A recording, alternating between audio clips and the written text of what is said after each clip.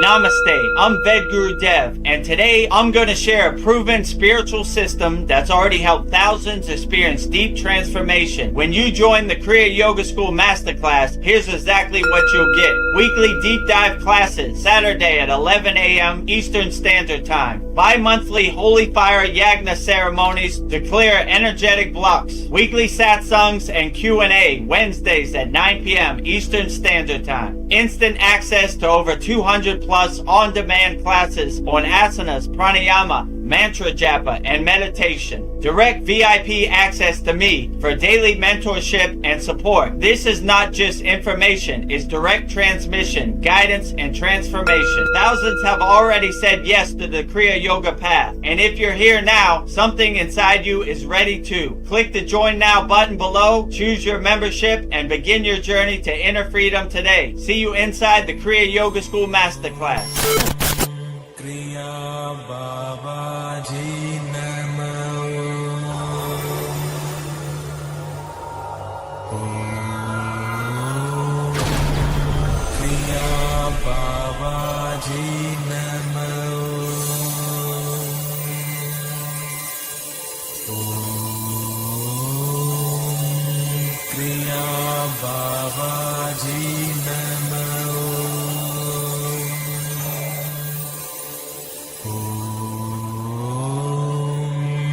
Kriya Babaji Namo Om Kriya Babaji Namo Om Kriya Babaji Namo.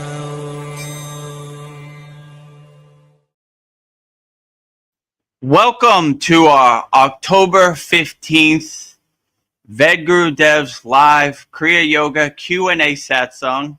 This is a very special satsang because as you could see, the balloons over here and the happy birthday. Today is my birthday.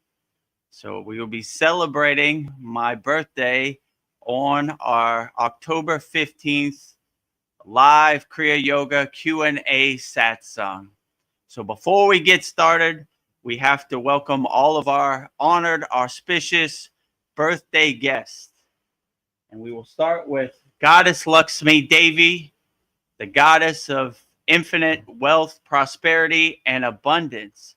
And I will say her mantra 3 times with love, devotion, hoping to be granted some great manifestation birthday wishes.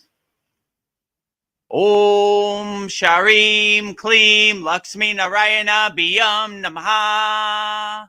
Om Sharim Klim Lakshmi Narayana Biyam Namaha. Om Sharim Klim Lakshmi Narayana Biyam Namaha. Next to Goddess Lakshmi Devi is the highest of them all, pure consciousness, Adi Yogi, the first yogi, Lord Shiva himself. And I will say his mantra 3 times with love and devotion, also clearing the path for great birthday blessings from the higher astral planes. Om Namah Shivaya. Om Namah Shivaya. Om Namah Shivaya. Next to Lord Shiva is Lord Ganesha behind the balloons. Remover of all obstacles, Lord of success. And I would say Lord Ganesha's mantra 3 times with love and devotion. Clearing the path, removing all obstacles for me to have a great birthday today. Om Gam Ganapataye Namaha. Om Gam Ganapataye Namaha. Om Gam Ganapataye Namaha.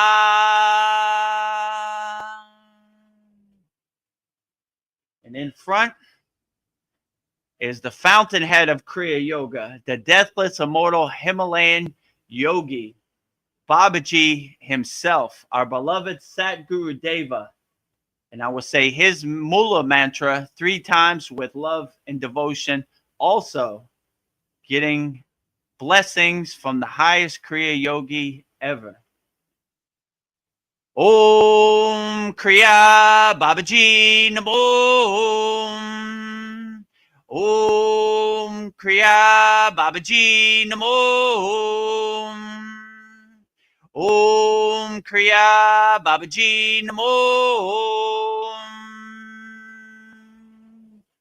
And not last but not least, the deathless, immortal Himalayan yogini, Mataji herself. And I would say her Mula mantra, Mataji's Mula mantra, 3 times with love and devotion, clearing the path for Kriya Yoga, Shakti blessings from Mataji herself on my birthday. Om Kriya Mataji Namo. Om Kriya Mataji Namo. Om Kriya Mataji Namo.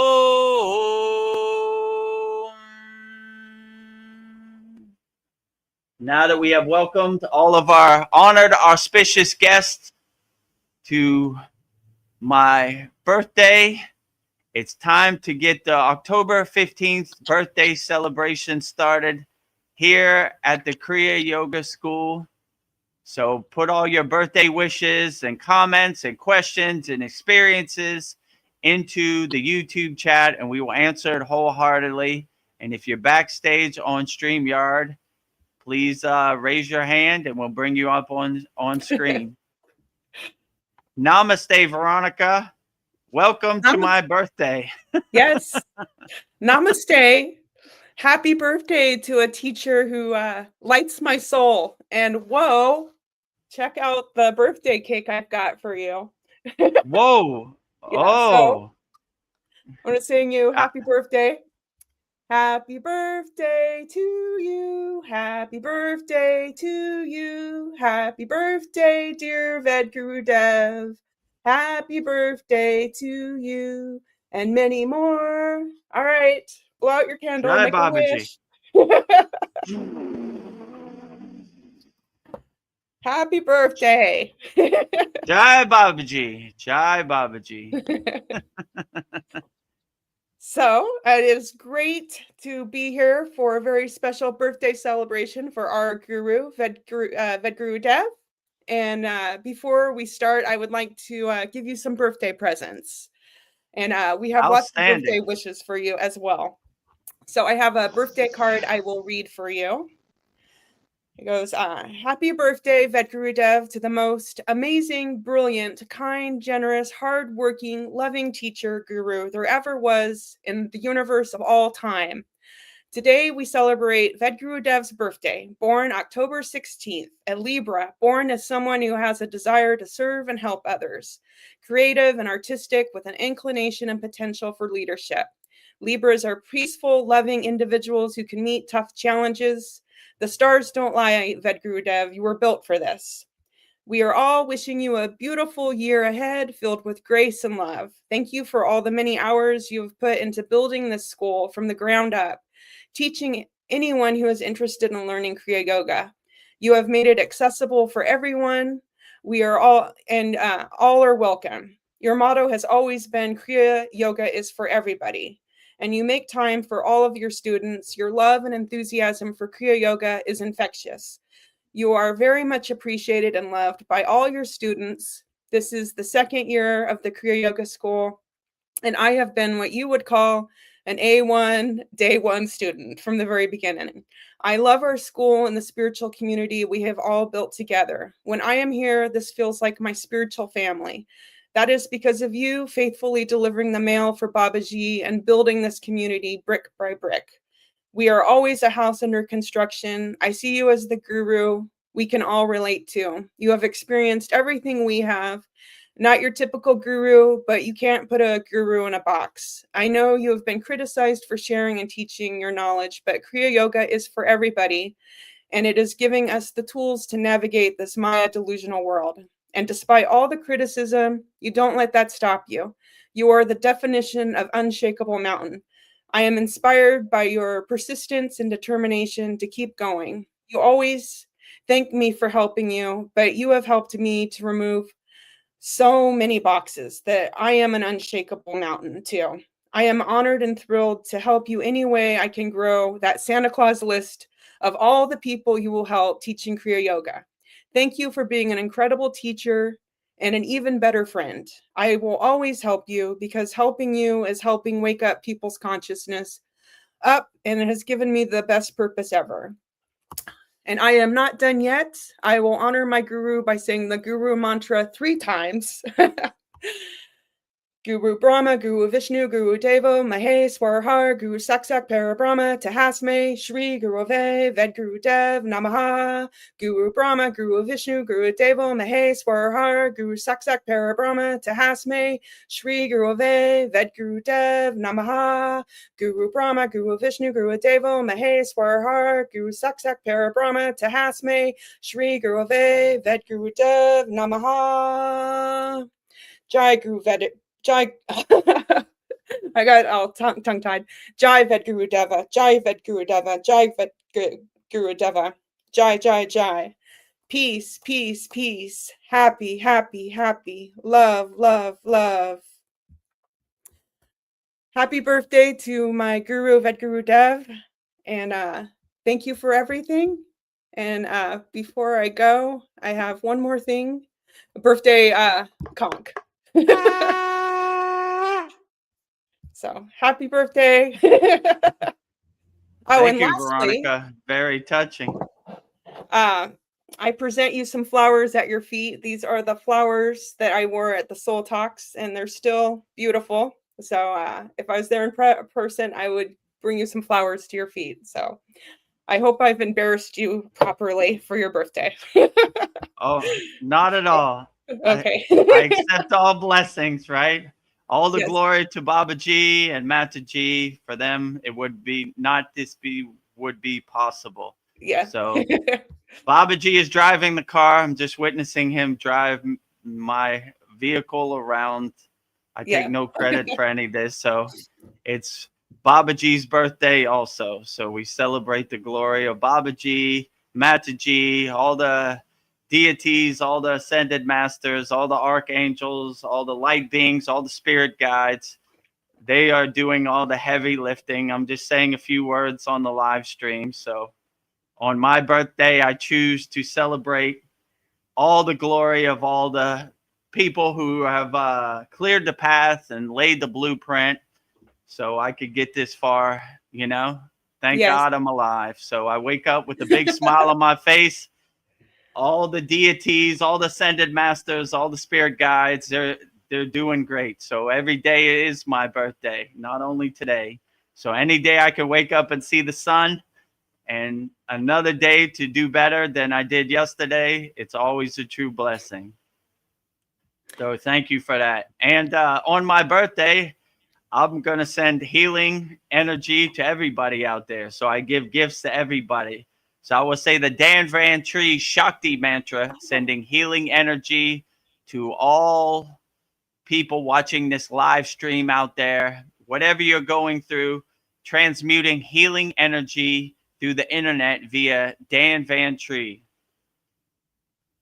O Mara Mara Thailanaya He Vaitish Faram Kovil Dan Van Tree Poetry.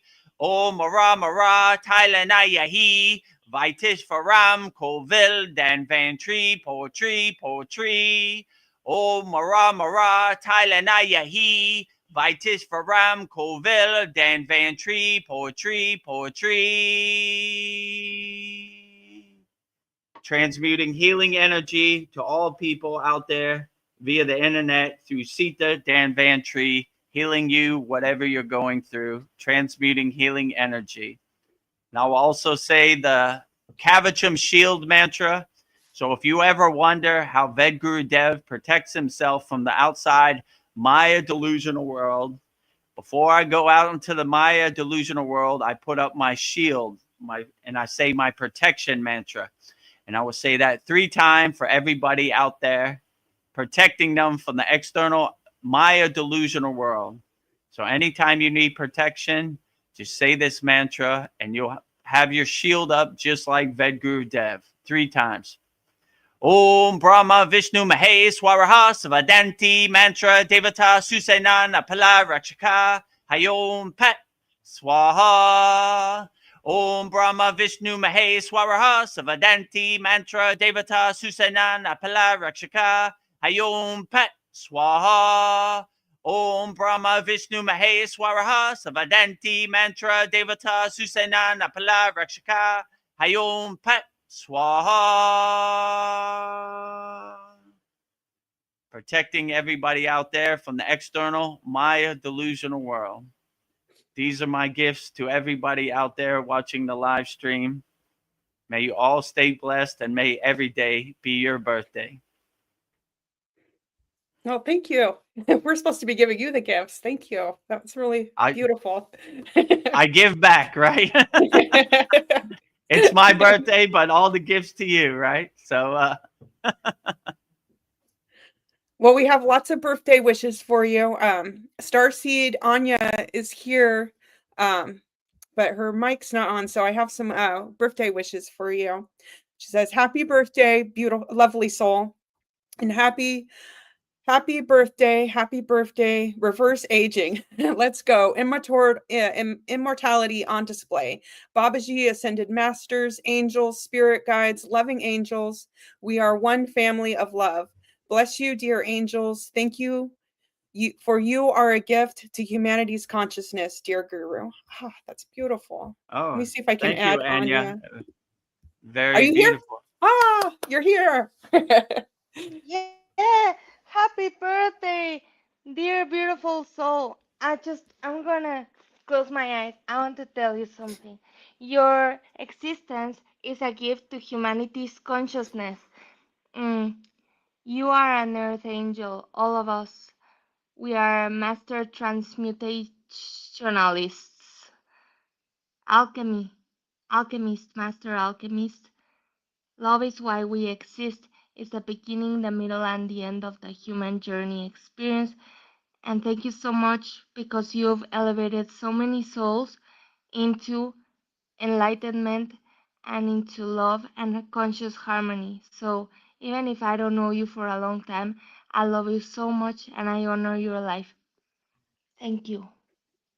I love you too, Anya. Thank you for those beautiful, kind words. Makes me feel real nice. Yeah. Warm and fuzzy inside. Lighting Lighting every cell of my body with divine love. What's better than that? Outstanding. Well, a lot of people are showing up for you, Vedagurudev. I'm gonna make you cry. Nice. I'm already getting choked up. Yeah. We just started. Yes. We're only 17 minutes in. Sandy says, cute thumbnail background. Happiest of birthdays to you, brother. We love and appreciate you, Vedagurudev. Many blessings sent your way. Aw. Thank you for that, Sandy. I appreciate all the birthday well wishes. Outstanding. And I sent you a happy birthday hours ago, but happy birthday again. Happy birthday. It's my birthday. Paul says happy birthday and namaste to everyone. Namaste. Thank you for the birthday well wishes, Paul. Glad to have you here. And Sandy says again, happiest of birthdays, brother. We love and appreciate you. Happiest We and love and namaste. appreciate you also, Sandy, and everybody out there in YouTube land, all of our Kriya Yoga School Masterclass members, all of our free Kriya Yoga Soul Lender members, everybody out there. We appreciate you always. So be the best person you could be, and that's the best gift for Vedagurudev. Transmute loving, healing energy, helping people. That would be the best present. So look for the opportunity to help people all day, every day, not just today. Yes. The best birthday gift ever. And Zane Ahmad says, "Happy birthday, Guru Dev. Namaste to everyone." Aw. Thank you, Zane. I appreciate all the birthday well wishes. Namaste to everyone out there. Fizz Guru, God will call you, says, "God bless everyone." Thank you for joining us, Fitzguru. God bless everyone, right? The best birthday gift ever. Transmuting God energy to everybody. Fizz Guru, God will call you, says, "I have a big surprise. You won't believe it." I won't believe it. Okay. Oh, I like birthday surprises. Give it to me whenever you're ready. He says, "My birthday is today too." Oh my God. Oh, Let's happy light a birthday, birthday candle. Fitzguru. Let's sing Yeah, happy birthday happy to him. birthday to Fitzguru. Happy birthday. Happy birthday to you. Happy Oh, go ahead. birthday to okay. Happy birthday Day to to you. you. Happy birthday to to you. you. Happy birthday, birthday, Fitzguru. Fitzguru. Happy Happy birthday birthday to to you. you. And many more. Yay! All right, make a Happy wish. birthday, Fitzguru. Wow, that's great. You're born on the same day as me. Whoa. Outstanding. Happy birthday to everybody out there, all the Libras, all the people born, October 15th, October 16th. Happy birthday to everybody out there. And whatever your birthday is, happy birthday to you. Whatever month, whatever day. Sending birthday well wishes, transmuting it through the internet to everybody out there. And then we have Jean. I haven't seen you forever here. She says, "Happy birthday." Great. Yay. Oh, glad to have you, Jean. Yes. Haven't seen you in a while. And she says, "I love this mantra." Yes. Happy birthday. Happy birthday. My gift to you. Sending healing energy, giving you a protection mantra. It's called the Kavacham Shield mantra, protecting everybody out there because this Maya delusional world is very overwhelming. Jean says that today is Teacher's Day in Brazil. Yay, we are connected. Oh. Nice. Sending love to all teachers out there, helping children learn. What a true blessing that is, what a true calling that is. So got nothing but love for teachers, helping children, teaching people at school. Outstanding. Keep up the good work. All teachers and Jean out there, you're doing the greatest job. We love you all. Sending blessings to all the teachers out there worldwide. Yeah. My mother is also a teacher, so I have great love for our teachers. Yeah, that's amazing. I see my mother in all teachers. Well, thank you for being our teacher. So happy Teacher's Day to you, Vedagurudev. No problem. My true blessing is teaching people Kriya yoga, helping people worldwide. So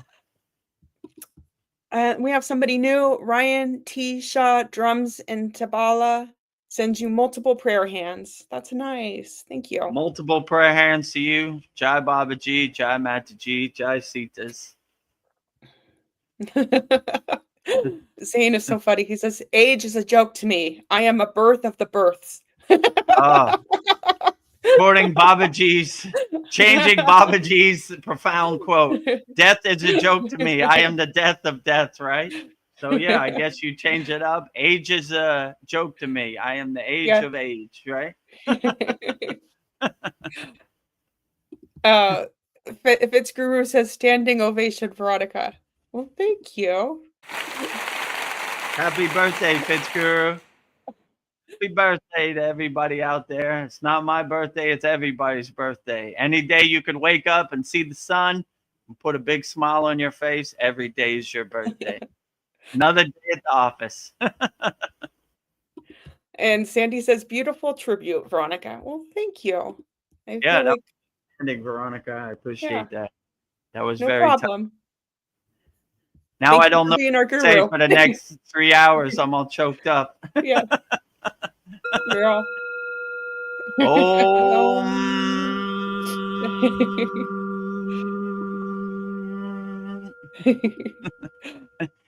Hit the conch one time. Yes. Let me, where are we? Conk.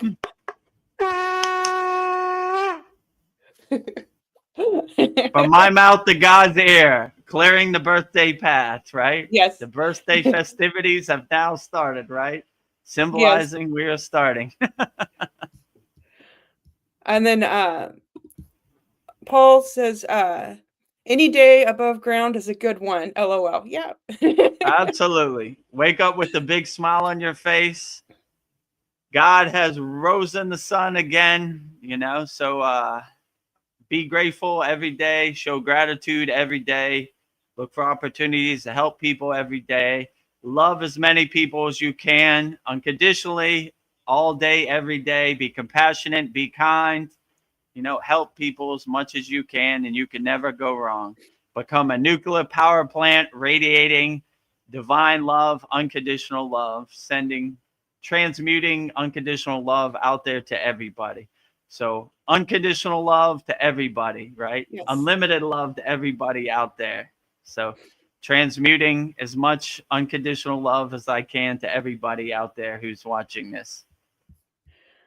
Fitzguru says, I'll be back soon once I get my money and in classes. I will be in contact. Good. Okay. At your own time, Fitzguru. We're always here. You're part of our Kriya Yoga School Masterclass family. So whenever you're ready, we're ready. So at your own timing, at your own pace. And he says, happy birthday, haha. Ha ha ha. And then Happy he says, birthday. I don't need a birthday song, LOL. Oh my. I already did it. Fitzguru. You have to Yeah. celebrate you too. No takebacks. We give all birthday to all people out there. No takebacks, right?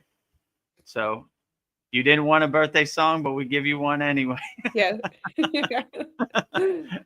Accept the blessings, Yes. Fitzguru. Accept the blessings. We can't stop this birthday train. Choo We're choo! coming. The birthday train is coming through. All right, stop. Let's see. Where was I? Everybody is coming out for you, Vedagurudev. Nice. Anya, Best birthday Anya, ever. Anya says, "Happy birthday, beautiful souls." Nice. Yeah, Everybody out happy there. birthday to all beautiful souls, light workers.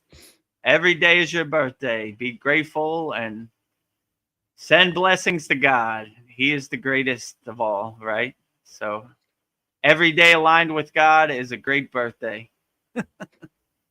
And Fitzguru says, thanks, haha. A lot of people actually said happy birthday. Thanks. Appreciate you guys. I can't believe we have the same thing. It is crazy.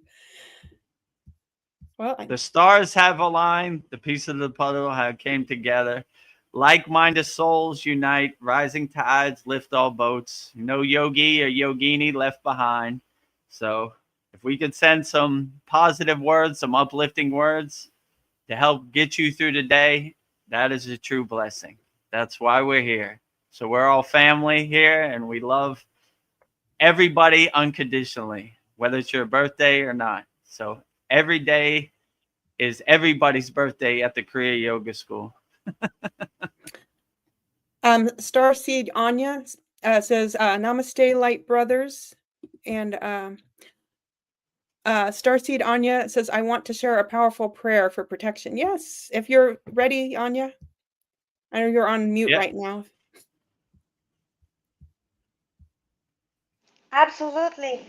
Yes. It's a powerful prayer that was suppressed and it was found in a church in France at in the top of the I something about a man called Dillon, and it's the the the love of God surrounds me. The power of God protects me. The presence of God watches over me. Wherever I go, God is. Wherever I am, God is. I am that I am. I am the source. I am God. God being eternal consciousness, experiencing itself eternally, conceptually, and experientially. Thank you. Oh, outstanding, That's Anya. beautiful. Very beautiful. Yeah.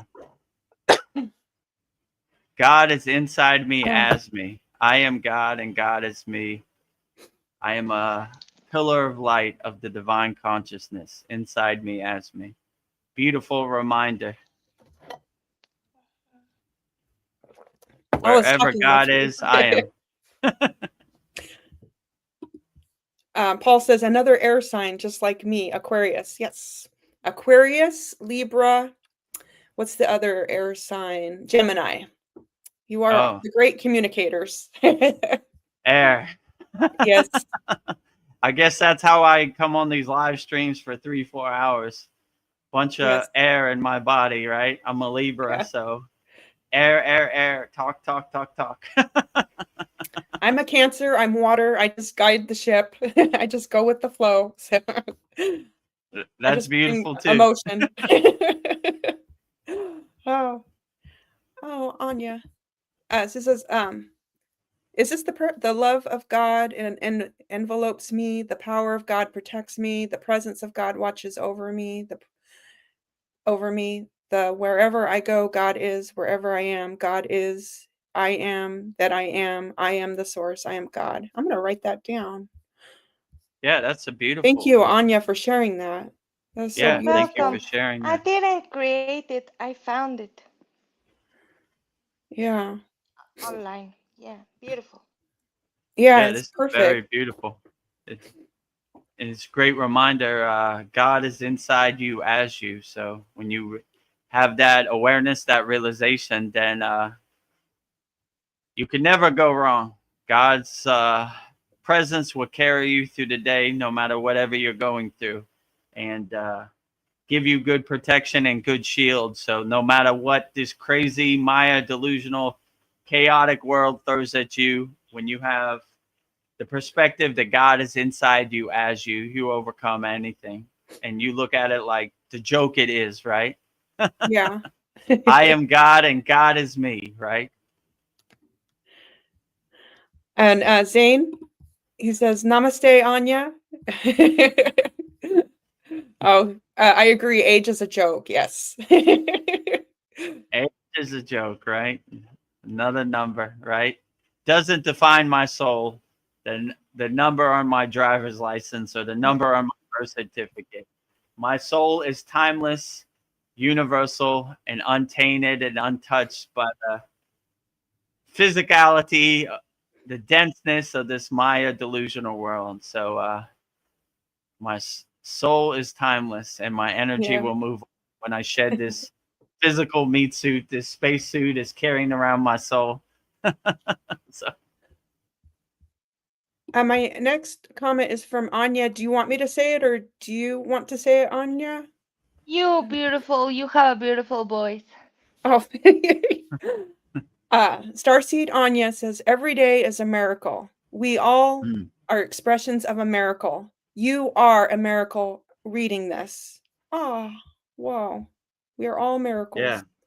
outstanding. Yeah, we are all miracles. It's a miracle how this divine connection works, so yeah, everything is a miracle. I'm in awe of everything every day. I'm in awe of the sun. I'm in awe of nature. I'm in awe of all the miracles that the source God has presented us. So if we just open our eyes and see the vividness and the dynamicness of this world, then it's so awe-inspiring. Everything is a super miracle. Thank you, God. God is doing all the heavy lifting. He is doing the best job out of all. God is the best creator. He's the best painter. So all the glory to the source God, whatever name he goes by or whatever formless name he doesn't go by, all the glory to God. So God is the greatest of all time. Oh. Uh, Fitz Guru, God will call you, says, bless you, Starseed. Yeah, bless you, Anya. Bless all star seeds, all light workers, all light beings, all ascended masters, all spirit guides, all Kriya yogis and yoginis, all deities, all devis, all archangels. Thank you for the job you're doing. You're the greatest, right? So I give all my blessings to all the light workers who are doing the heavy lifting. They're doing the greatest job. So thank you for the greatest gift of all, clearing the path, awakening my consciousness, aligning myself with the divine signal. Best birthday ever. I think I'm going to change the banner so we can see Anya's face. Okay, yeah, make it to the smaller one. No, please. Oh, No, okay. If you no. don't want to, that's Sorry, fine. sorry. I'll keep it the Yes. way it is. Thank you. You Love have a you. beautiful voice. We want to hear your voice. Thank you. Want to Love hear you. your soul. Yeah. I don't even see people's bodies anymore. I just feel your soul. So Yeah, Me too. too. Oh, Zane says that I am an air sign too. His birthday was October 10th. So you're an a Oh, Libra nice. also. We got a All Libra Libras club. unite, right? Yeah. All air signs uplift each Yes. other. Rising tides lift all boats. Uh Fitzguru says, yes, Veronica, I was saying standing ovation for you because of what you said in the beginning, reading the birthday card. That was so nice of you. Oh, thank you, Fitzguru. I don't know. I just decided just to go for it in the beginning before I lost my nerve. So I did it. I got a little tongue tied at the end, but I wanted to show my love for Vedagurudev on his very special birthday. So Much appreciated. yeah. Anya says, we are all stars. The Virtuvinian, I always say this word wrong. The Viturian man, Da Vinci, where he's like a star.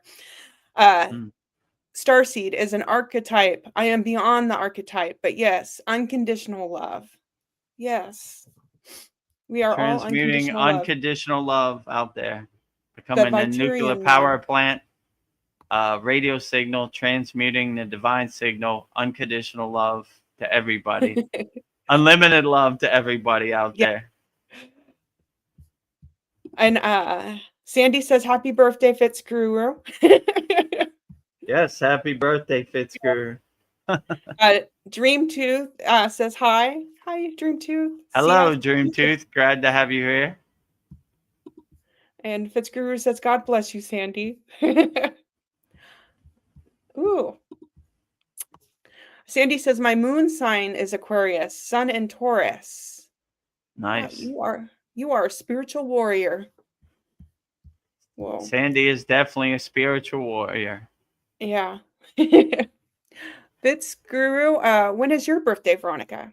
My birthday is July 6th. So yeah, I so am a Cancer. on July 6th, we had a Soul Talks birthday celebration for Veronica.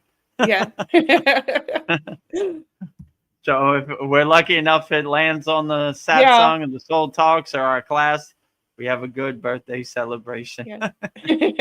Best birthday ever with my soul family. Best birthday ever. We're celebrating with your soul family. What is better than that? Yeah. I know we're not answering any questions. We're just giving everybody love. So the more love, the better. This is a best birthday ever. An Yeah. unconditional love fest, transmuting so much love. What a true blessing that is. Sandy sends Fitz roses and hearts. Oh, nice. Nice. Outstanding. And Dreamtooth CS sends a heart, and he sends a bumblebee pollinating a flower, saying truly blessed, and prayer hands. And truly blessed always. Prayer hand. Fitzguru says, if Om is the sound of the universe, well, when we unblock the 7 chakras. Why is Om for the third eye and the Crown that's a good chakra, the question. Sahasrara Yeah. chakra. Yeah, Yeah. yeah. So Om is in your eyebrow chakra, your Agna.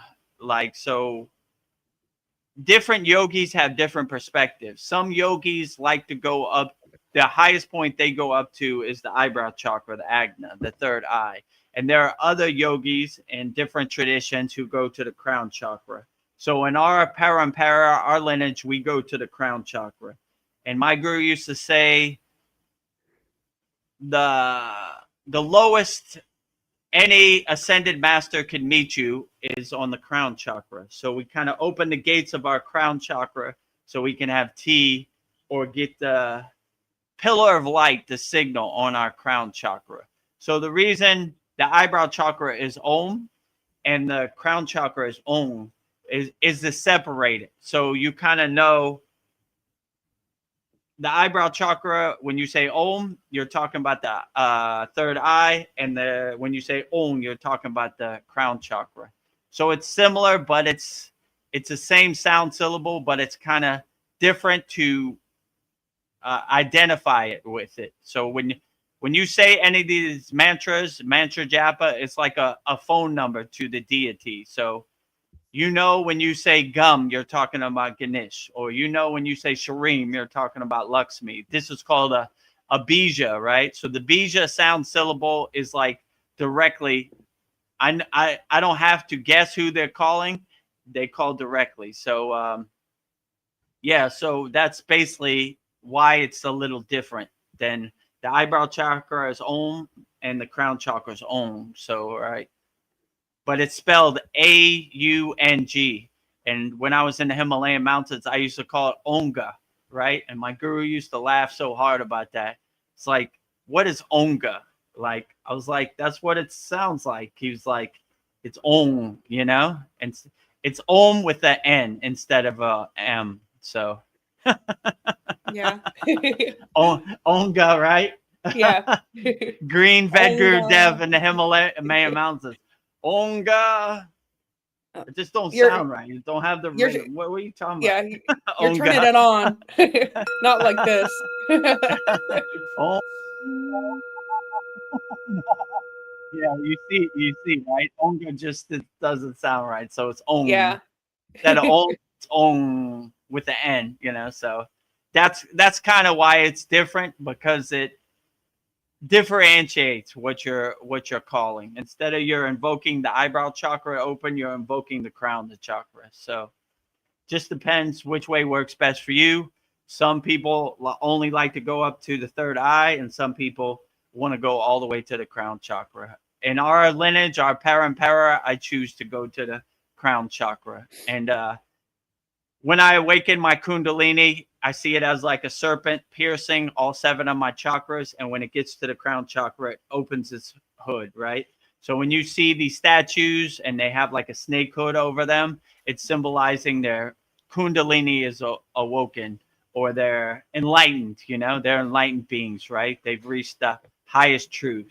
Their crown chakra, the gates of their crown chakra are open to the pillar of light, you know, the divine connection. So I always like that. So I make it a practice to uncoil my kundalini up all 7 chakras and let the snake open its hood as wide as possible on the crown chakra. And that symbolizes enlightenment. So when you see pictures, you'll see like a sun behind them.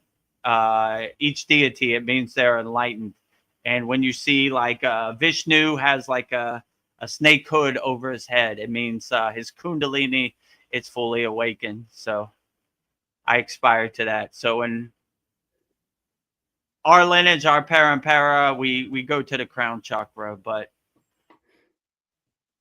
each way works. Just, I guess, find out which way works best for you, Fitzguru. You could go out, open your eyebrow chakra, or you can go to your crown chakra. Whichever way makes you feel the best, that is the best technique.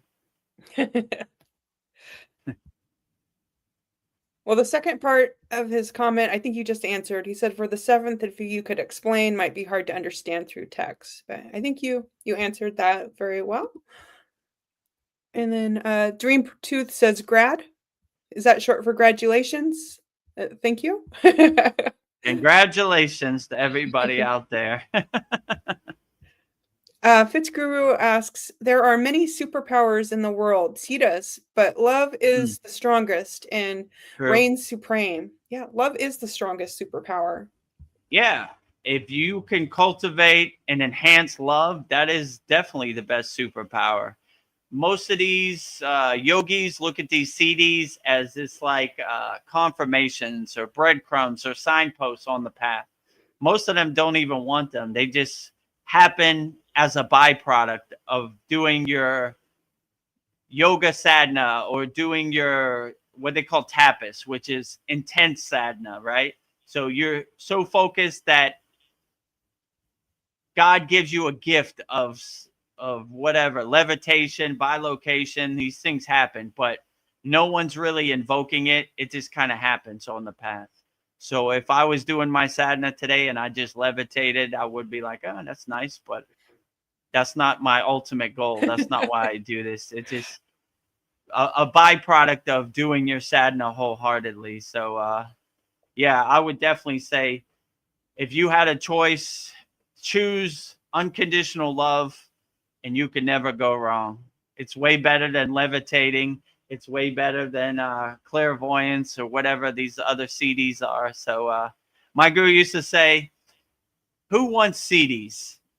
The short answer, the ego. The long answer, nobody, right? So we kind of look at these CDs as not the ultimate goal, just nice confirmations and signposts on the path. But yeah, it's between, my guru used to say, if you ever get a CD, it's between you and God, you know? Don't try to go on TV and show other people. It just won't work, you know? And it's not on demand either. Like you can't say, let me levitate right now. Yeah, when you share it, it kind of makes it ugly. Actually, you want a birthday gift? have a question. I will now levitate. Hold on 1 second. I'm gonna levitate. You want to see a CD? Oh, look at it. You're levitating. I am now levitating. Watch me now perform the divine Siti of levitation.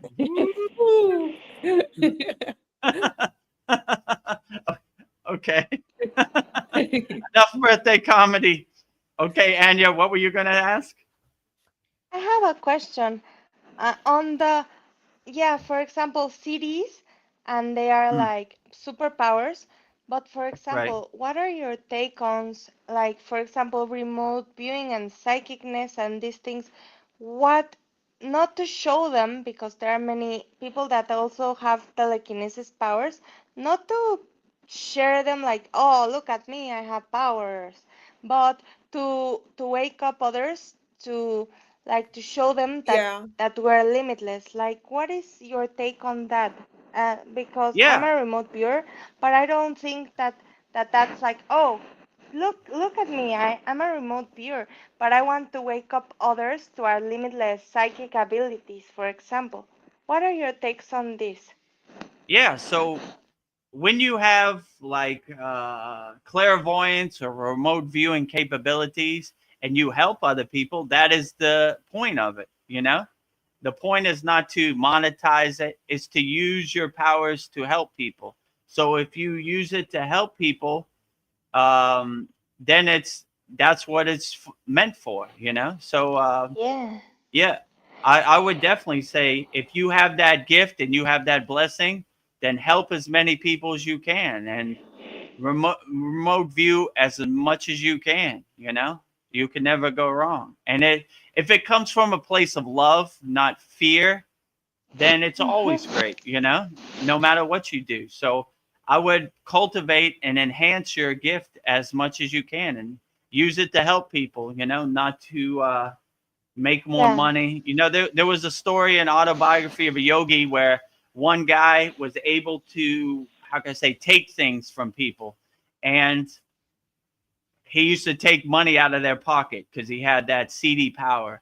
And one time he ran across a guy and he tried to take their money, and it wasn't possible. And that guy was God.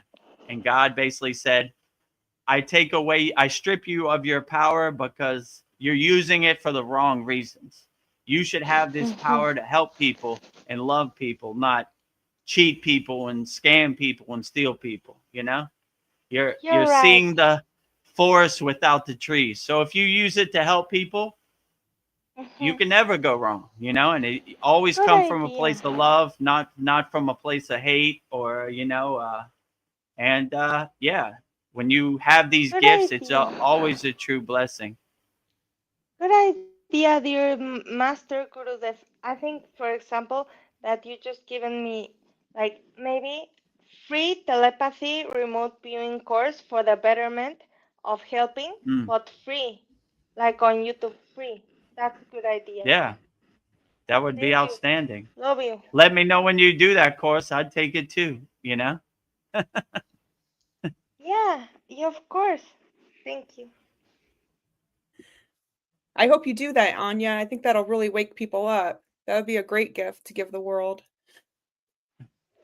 Yeah, I'll I'm sign up gonna do too. it, and I could send it to you, and you send it to everyone, and then like free telepathy, channeling higher self, higher Mm, consciousness, and remote viewing and listening to angelic team because I hear them. They're always here.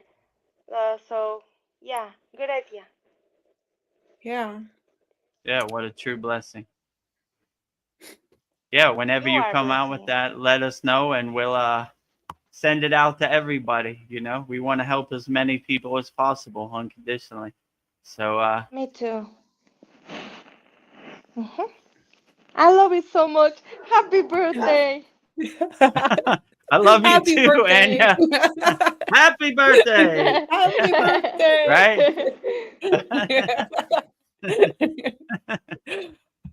Oh, Fitzguru puts this perfectly. He says, Unconditional Love Fest could be an actual event. A lot of people would show up. This does feel like a love fest.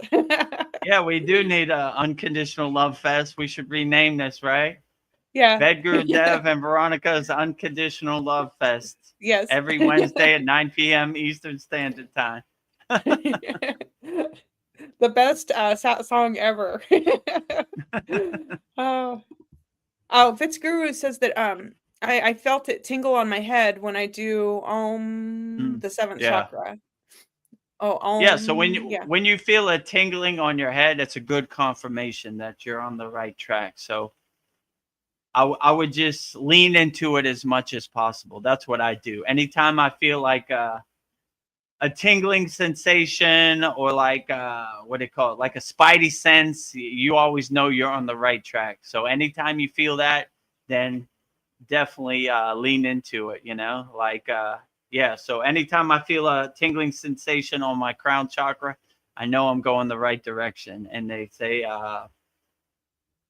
devya diha, which basically means like turning your physical body into a light body. So when you go down this path, it's good to do that. Or they say Shiva and Shakti meet on the crown chakra and they have the divine union. So what's more beautiful than that? So anytime you feel these true blessings, don't get scared, lean into them and go as far as you can down that path. And money back guarantee, you won't be disappointed. Oh, Fitzguru says my favorite is Brahmachari, the humming bee breath. I would more like this one. Whoa, that's a good one. Yeah. Brahmari pranayama, right? The humming bee breath. Yeah, that's a good one too. I like that Yeah. one too. Like the humming sensation of the humming bee breath, the pranayama is a beautiful thing. So all those people out there that don't know what Brahmari pranayama is, Brendan is a member of our Kriya Yoga Masterclass, and he's talking about the classes inside the school. And this is one we have that's really profound. Yeah. It's called Humming Bee Breath, Brahmari Pranayama. So we have pranayama section. We have a meditation section. We have an asana section. We have a mantra japa section. We have a mudra section in our Kriya Yoga Masterclass. So he's describing one of the techniques, which is outstanding. So yeah, if you want to feel what Brendan's feeling, join our Kriya Yoga Masterclass. Oh, Starseed Anya has a good point. She says Brahma, Pramana, and sun gazing activate the pineal gland, he says. Yeah, absolutely. Yeah. Like when you stack these techniques on top of each other, it becomes very profound and very dynamic. So if you do Brahmari Pranayama with sun gazing, I mean, how can you go wrong? Like, you'd be a nuclear power plant of inner divinity, you know? So I have a practice every morning I do. It's called Surya Namaskar, which basically means praising the sun. And I sing a song called the Science of Sun Worship Song. Soon as I wake up and the sun is up, I give praise to the sun. So thank you, sun, for everything. So it's basically thanking the sun, the highest light, the highest jyoti, the highest deepam, for doing the best job. You know, keep up the good work, sun. So we may have a practice of praising the sun through asanas and through bhajans or kirtans. So yeah, I agree with you. Gazing at the sun, feeling the sun on your body, feeling the healing rays of the sun on your body. In this practice, we do right turns. So it basically exposes our whole body to the healing rays of the sun. And it basically, if you have any holes or tears in your aura, it repairs that by doing these right turns and singing. So we want to expose our whole body to the sun, right? You know, that's why we turn, you know? So there's no space unchecked, you know? We want the whole sun everywhere, right? Gazing at the sun, anything you do with the sun is outstanding. The moon too, you know, Soma Chandra also. So we in our school we have a practice every full moon and new moon. We burn up all of our members' problems, financial problems, health problems, family problems, emotional problems. Watch it all go up in smoke. Swaha. Yes. Also, Starseed Anya says that also, oh my God, Nikola Tesla doesn't stop. He. Oh, Nicholas says the sun is the father. It represents the higher self. He says in religion, everything was changed, but the law of Ra is the sun, one unity consciousness. Yeah, absolutely. Like I said, when you see the pictures of these deities, like if you look at the picture on Mantra Monday, they always have like a glowing sun behind them, right? That means their consciousness is awoken. They are enlightened. So their kundalini is awake. So all of the above. So yeah, we praise the sun as much as we can because the sun is the greatest of all time, right? Thank you, sun, for coming up. Like I say, if the sun doesn't come up, we're in trouble, you know? But every day, wake up with a smile on your face, see that sun coming up. Wow, you know? Thank you, sun. So when you become more awake and more aware, then you are open to these concepts and you see like the whole world as like such a beautiful creation from the source itself, the sun included. Like, wow, you know, I was just staring at the night sky last night and looking at the stars, and I was like, wow, how great is that? That is the most beautiful thing I've ever seen. Stars in the sky, moon in the sky. Wow, how did I get so lucky in this existence? You know, so my guru used to say most people are sleepwalking with their eyes open. So when you start to align yourself with higher consciousness, you become more aware to the vastness, the beautifulness, the infiniteness, the oneness of the creation from the source. And wow, what's outstanding more than that? So I agree with Anya that the sun is the greatest, you know, but it's all the greatest. The trees are the greatest. The birds are the greatest. The flowers are the greatest. The ocean is the greatest. The sky is the greatest. Yeah. So you just feel like Fitzguru said, like a love fest every morning. You wake up like, woo, look at that, you know. And where I live in Thailand, out my bedroom window, I could see the mountain, and they have like light blue colors and light orange colors. And when the sun comes up, I was like, wow, ooh, man, best birthday gift ever, right? The sun Yes. coming up. And I remember when I was in the Himalayan mountains, they had this mountain called Mount Neelakandan, and they used to call it the Golden Mountain. So when the sun would rise over the Himalayan mountains, it would just look like a gold temple, like Egypt or something. I was like, woo, look at that. Wow, you know? And everything that you're attached to or you feel emotional about just kind of melts like butter in the sun when you see that, when you have that perspective. Like, I don't know why I'm worrying about any of this. Look how golden that mountain is right there. Yeah. Or look how beautiful the sky is today. Nothing else begins to matter when you really focus on what's important. And God is the best artist and painter in the history of the universe. No one better, right? Yeah. So when you have that mindset that just keep your awareness and your mindset focused on the beauty of the world and what God has created, so outstanding. So Yeah. who cares who's president when you see a golden mountain every morning? It doesn't. It has no meaning. Well, Anya's comment goes perfectly with that thought. She says the Father is the higher self, the Holy Ghost is the subconscious, by Carl Jung. And they all say Christ, of course, is awareness. True. Yeah, that's beautiful.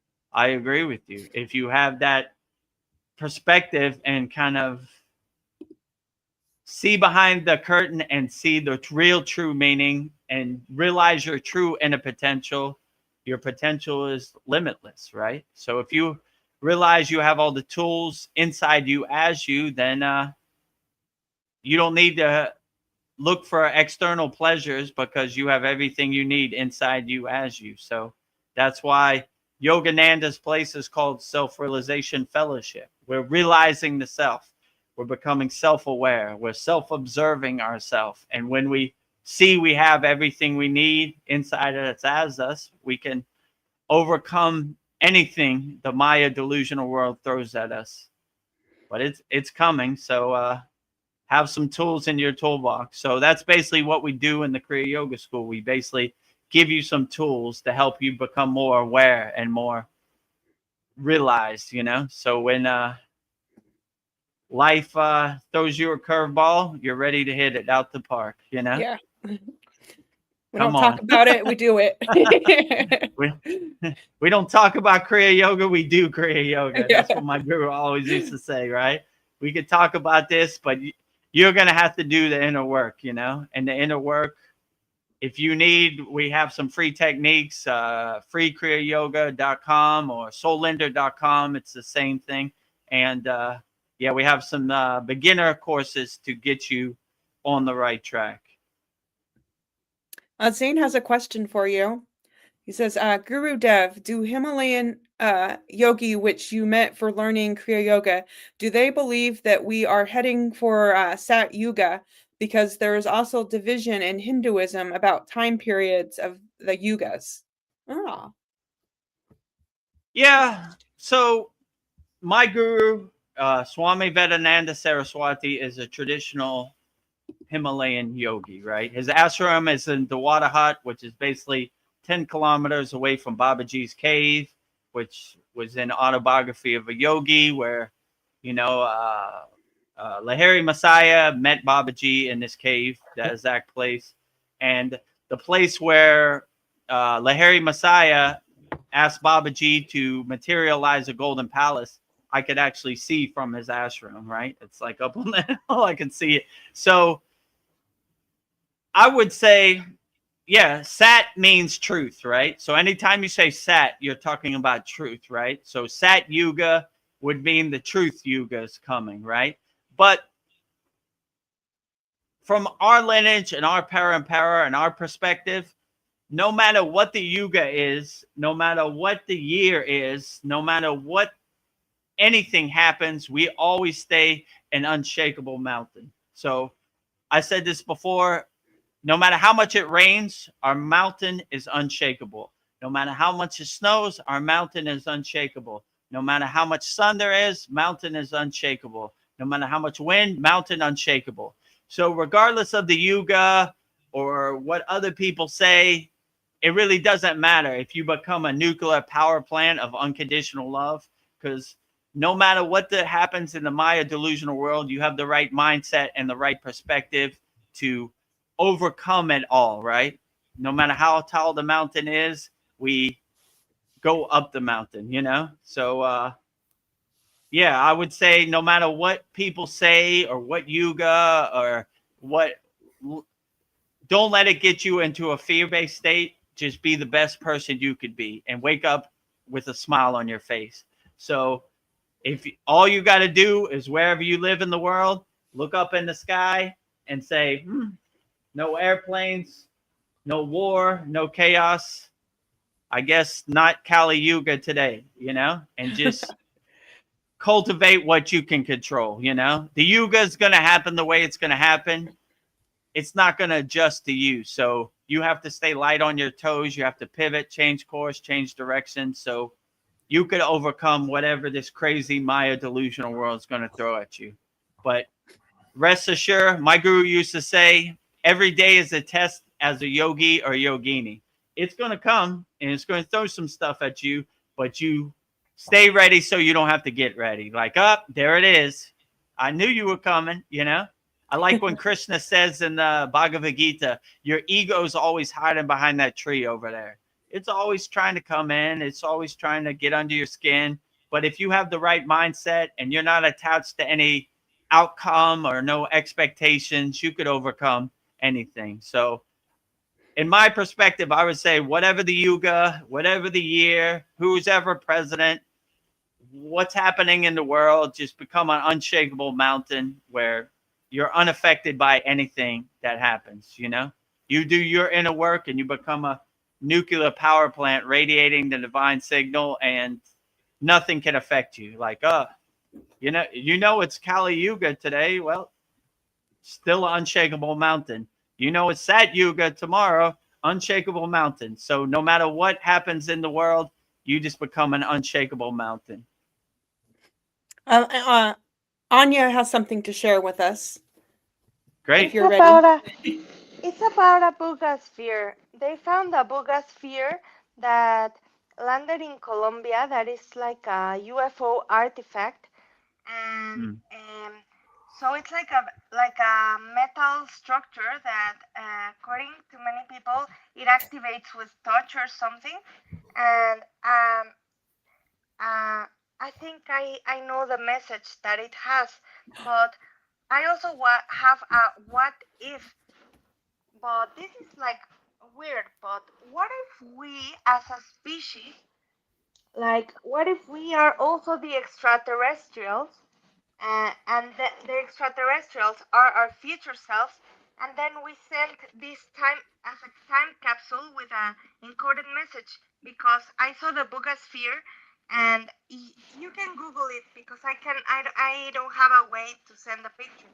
But the Boogosphere is like a silver thing, and in the middle it has a microchip, a processor, that I thought that it's about unity consciousness. We're all one mind. And then also in the Boogosphere, you see that there's like a star, and that represents to our galactic origins. And anyway, also it has like a triangle that represents the as above and below planes. And then it also has a circle which represents infinity. So it's about unity consciousness and love. It's the motherboard. We're all one divine mind. So I'm going to send this to astrophysicists and stuff, because what if it's a message, and we are also what if the extraterrestrials are all also us, and we sent this back in time, and I don't know, this is weird. Yeah. I think you're right, Yeah. Anya. Yeah, Anya, we're familiar with the Boogosphere. Veronica put up a video of the Boogosphere, and one of the mantras we say is the Gayatri mantra. So when they played the Gayatri mantra for the Boogosphere, it started going crazy, right? Like it really loved the Gayatri mantra. So I've been trying to invoke the Boogosphere Yeah. because I say the Gayatri mantra a lot, but no audience. But today it's early in the day, so maybe it'll come. So It seems like so a Pokeball. It looks like a Pokemon ball. Yes. yeah. Yeah, and it has the Sri Yantra symbol on it too. I Right. think that's Yeah. interesting. Yeah, very powerful. Yeah. So So I would say I like to keep an open mind. When we were in the Himalayan mountains, we walked with lamas, we walked with sadhus, we walked with akoris, we walked with everybody, right? Regardless of their lineage or their spiritual tradition. We loved everybody unconditionally. So I have the now perspective that I am a star seed, I am an alien, I am everything and everywhere. So whatever label, I accept it. Long as it comes from a place of love, not from a place of hate, that's the Yeah. identity I want to have. So I Yeah. welcome all aliens. I welcome all people. I love them all. My guru said when I was in the Himalayan mountains, I told the story before, so if you heard it before, sorry.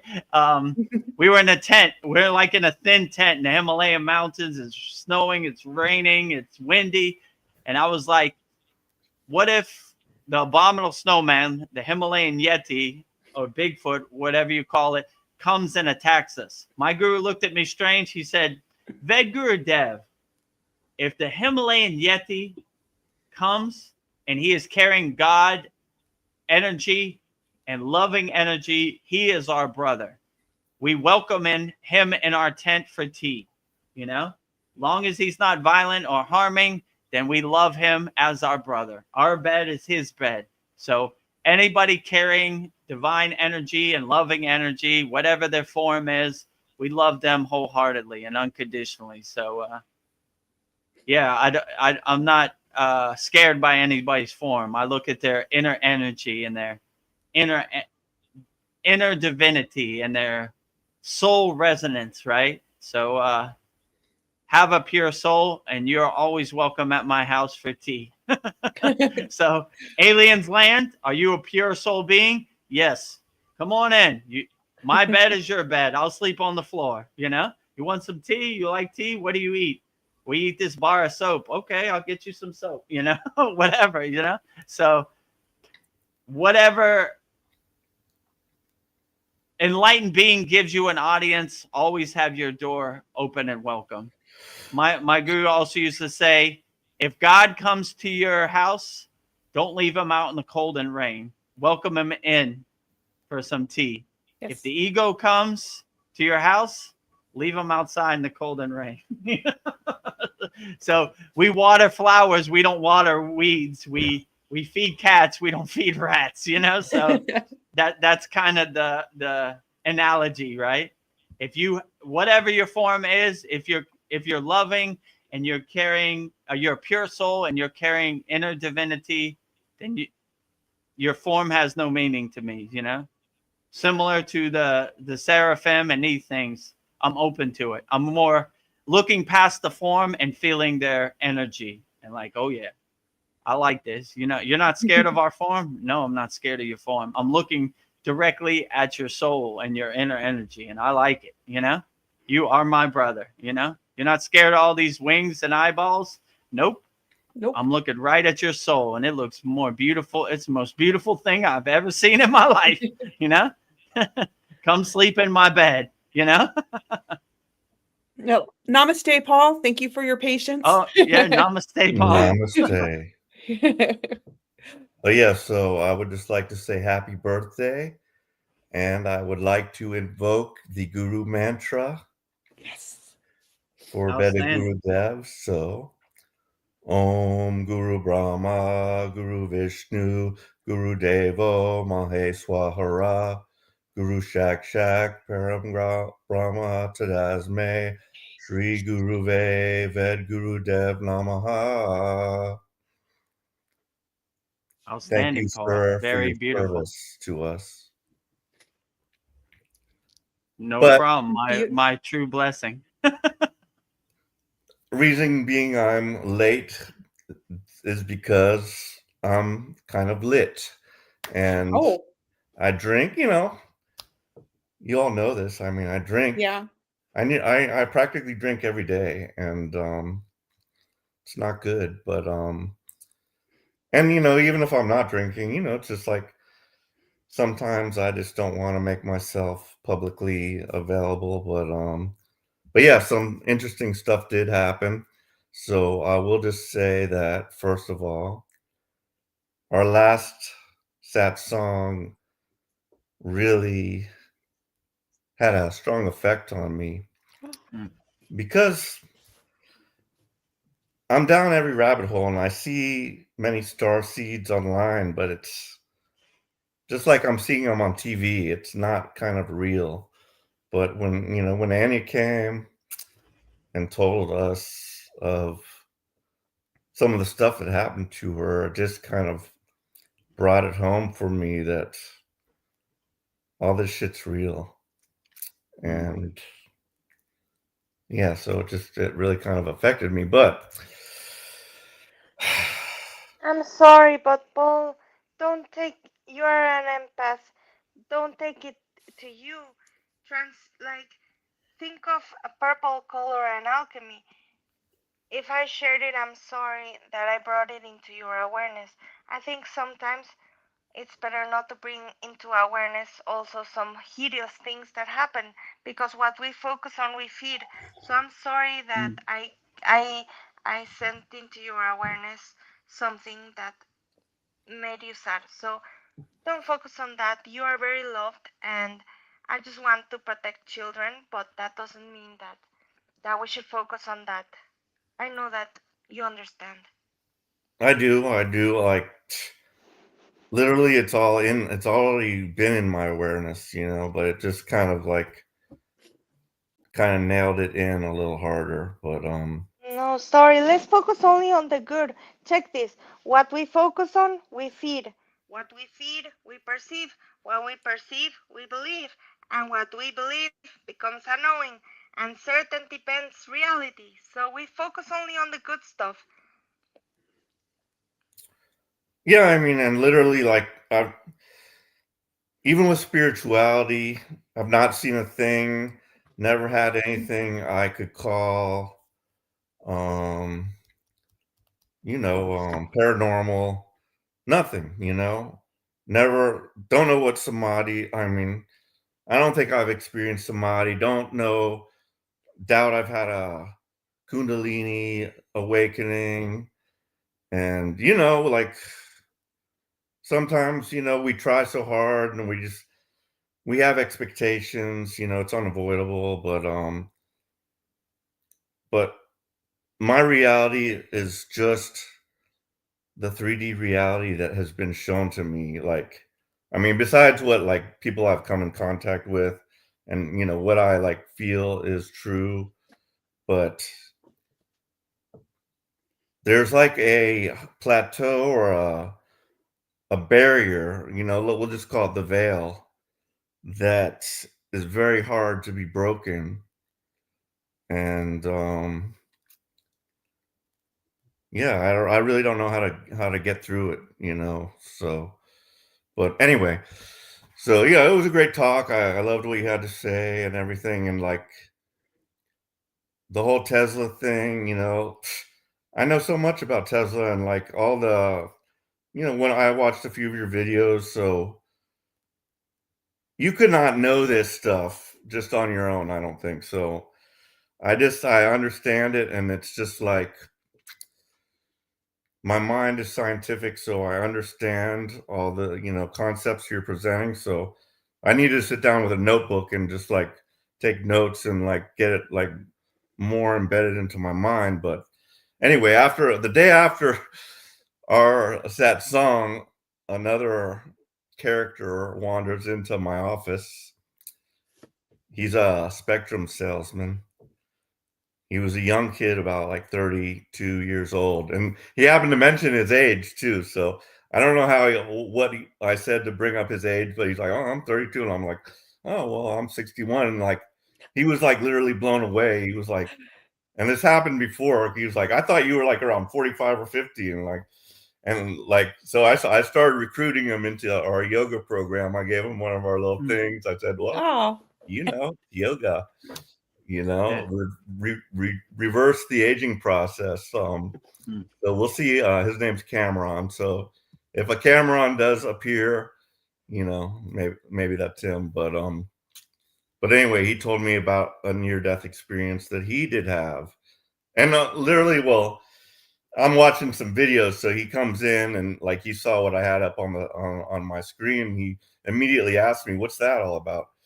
But it was just some geopolitical stuff about Trump and everything. It wasn't like that deep, but like I instinctively and immediately knew like he was awake, and it started to like go down that path.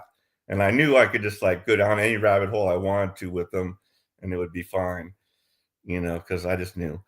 But so anyway, he told me about a near-death experience that he had, and he had overdosed on ecstasy.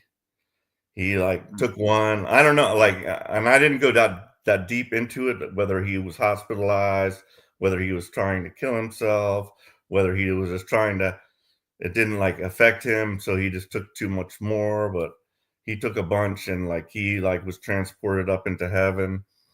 He said there was like 12 people around him. One was his wife, and one was his business partner. He didn't really say who the rest were, but in front of them appeared a goddess, and she was kind of saying how she was God. And then he said, "You're a fraud." He didn't believe it.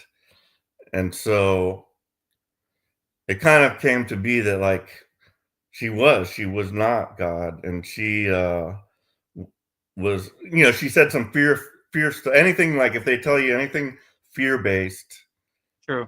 that's not right. So, it was some fear-based stuff. She said, you can either come with me or whatnot, or if you don't, you're gonna go back down, whatever.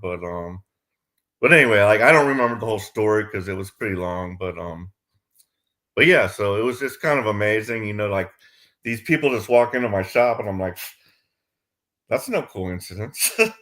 Because like these people are few and far between, because your average person and on the street, if I went into anything about like any of this, it would just be like, you're nuts, dude. But but yeah, so just some weird stuff happening, and yeah, but other than that, everything's going good. My nose is breathing pretty well. I think it still has a little ways to go, but but yeah, so I'm happy to be here, and I'm great. Great that you're having your birthday and everything. It's literally just another day, but every day is Guru Day, in my opinion. I appreciate that, Paul. Thank you for the Guru mantra. That was beautiful. Thank you. But yeah, that's pretty much all I've got for the moment. And that was a lot, by the way.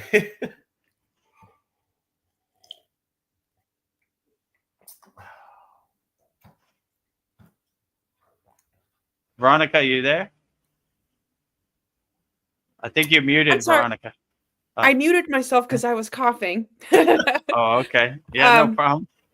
Anya had to leave, but before she left, she said that we love you, Paul. We love you so much. And then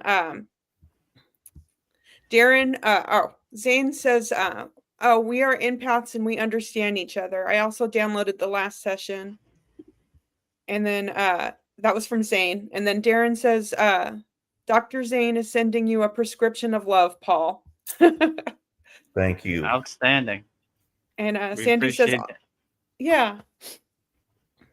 Sandy says, all our personal struggles have brought us to this very moment. We are here to break the matrix with truth and love.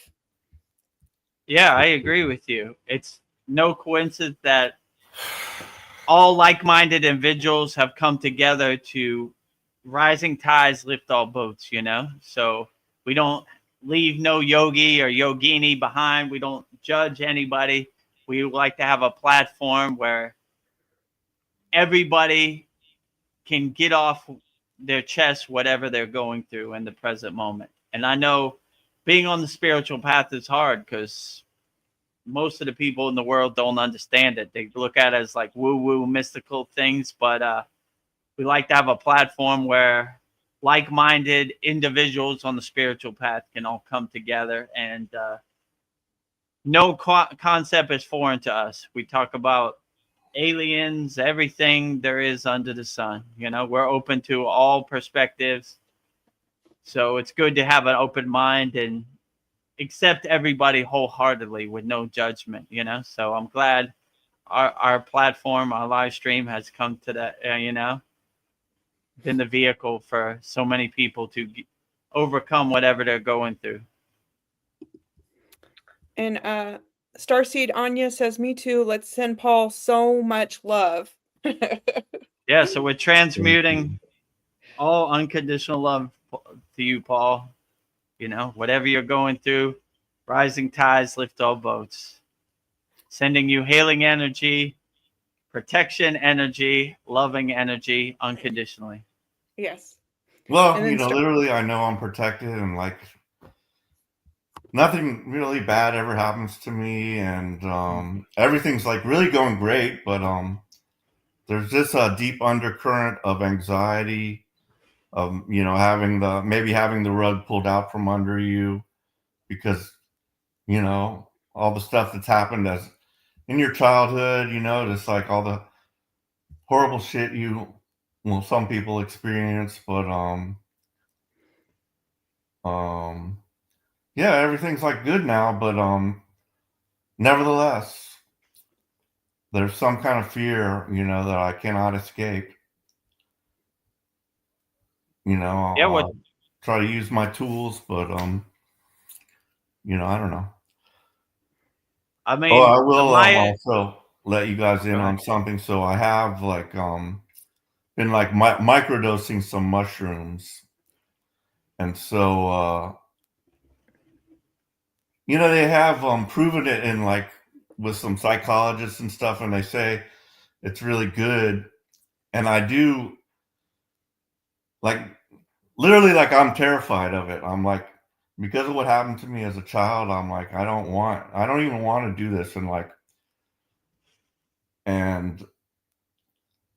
I didn't even seek out these mushrooms. They like found me, but you know, I put them on my altar and I say I'm doing this not just as I did it when I was a kid, just to like get high. Like I don't even want that anymore. Like it's like I'm like literally forcing myself to do it, but because I think it's like a healing thing.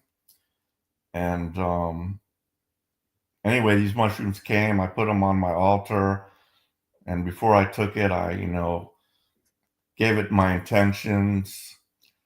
It's just like anything else with like the water.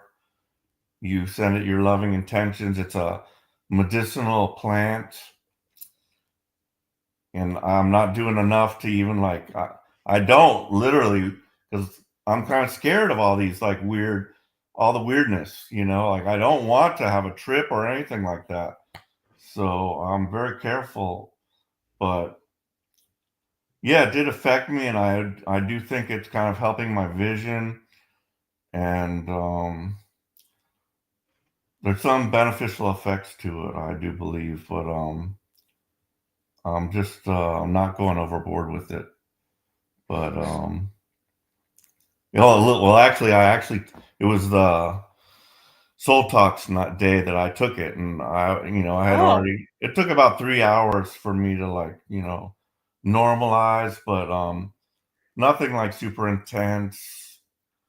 But you know, I definitely I was outside just looking at the beauty of nature, and I could just see this like giant tree. It's like it seems like it's alive, like the wind is blowing it, and I know it's just the wind, but it's like seems like the tree is like just doing it itself, and like I could just see how it was like enjoying the breeze and the sun on itself. And I was asking it because one of my big issues is just um,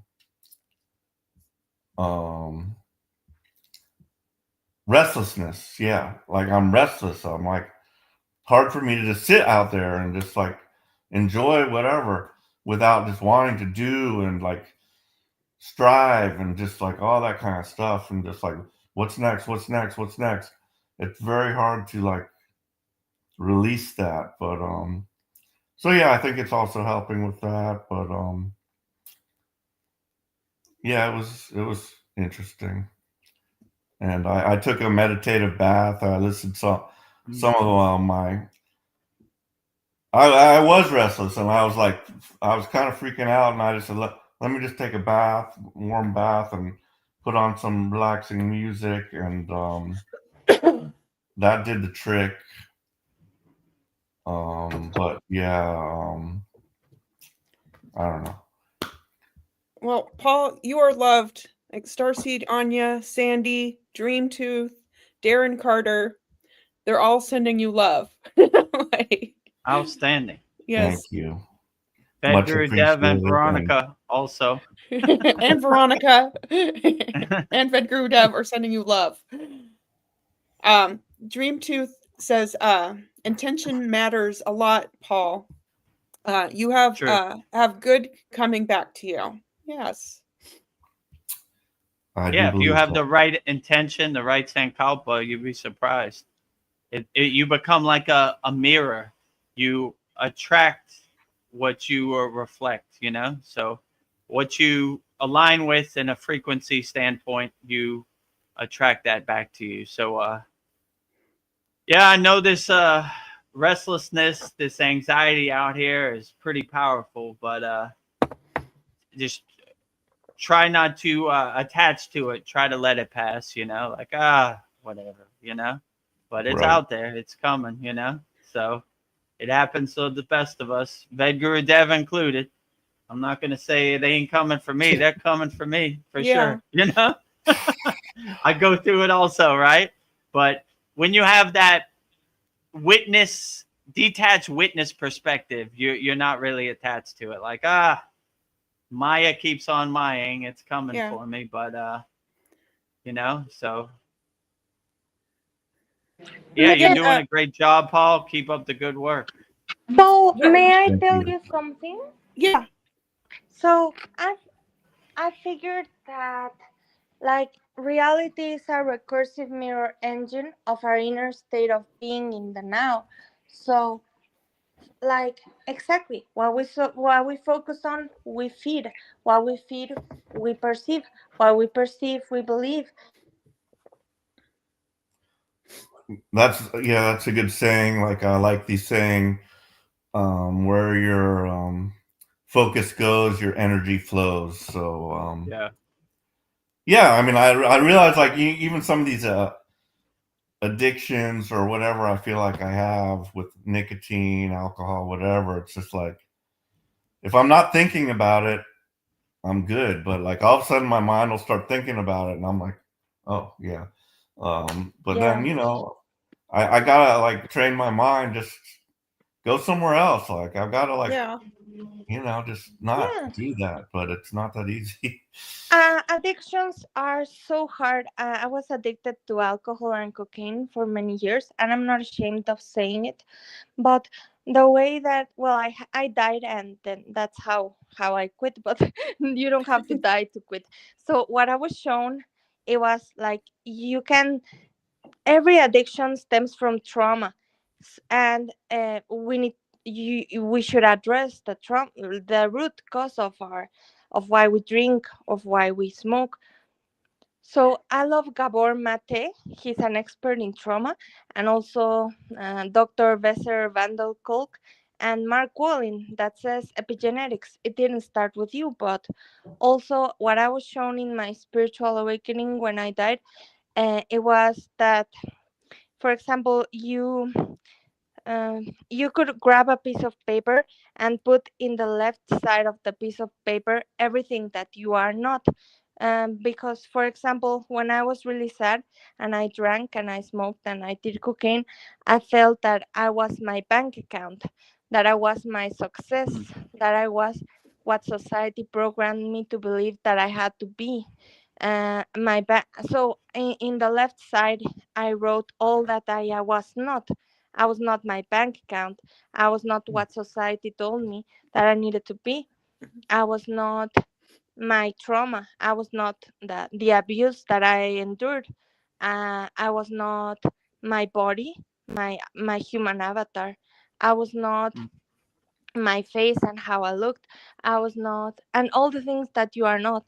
And then on the right side, I wrote all the things that I am. I'm pure love. I'm pure awareness. I'm eternal consciousness. I'm a good person. And that way, you start empowering yourself to know that you are loved and that you are perfect as you are. Sounds great. That's really powerful. Yeah, outstanding. Yeah. Thank you for that, Anya. Yeah, that's a Yeah. great technique to do. Yeah. It Because really you, helps you see your the true real, inner potential, and the yes. things you're identifying with or conditioned to believe you are not any of those, right? Exactly. I don't know what you're going through there, Paul, but you are very loved and you got this because we are so much more than what we have been through. We are who we choose to become of Yeah, what we've been through, and you got this, okay? You got this. You can, and I love your honesty. Yes, Darren says, love your honesty, Yeah. Paul, because we are here for you as a human fam. We are rooting for you, Paul. Thank you. absolutely. Yes. Well, like I know all of us are going through this shit. We each have our own little demons and stuff, but It's called life. yeah, Yeah. Life is hard. that it is. But literally, I have nothing to like complain about. Like, I mean, there's so many people like that guy Steven I told you about. Like, he was trying to make his way to my shop. His car broke down. He has no money. He His license is not valid. He doesn't have any insurance. And he called me. He's like, I was on my way to your shop. My car broke down. So I was like, oh my God, this is horrible. So I was like, well, all right, look, I'm going to come pick you up. We'll decide what to do about your car. If you need some money, I can at least get the tow truck to get it and take it to your, mechanic. So I went and picked him up, and then we went back to the shop and just chatted for a while because it was still kind of early. But then we decided, okay, let's go back to his car because anyway, they probably needed the keys and we needed to like leave the keys there. But his car started after that, and like we're like, okay, cross our fingers. Let's just head back to my shop because it's on the way to your home. If anything happens, we'll deal with it. But nothing happened, so we got there and his car was still running. And then when he left, still started up good and running. And so yeah, I think he made it home. But I'm gonna help him. I Yeah, cannot do anything but help him. So yeah, Paul, what it do was you cool. love to do? What is your passion? Do it more. Every single day, do some things that make you happy. Well, I did, I do and did have a lot of passions.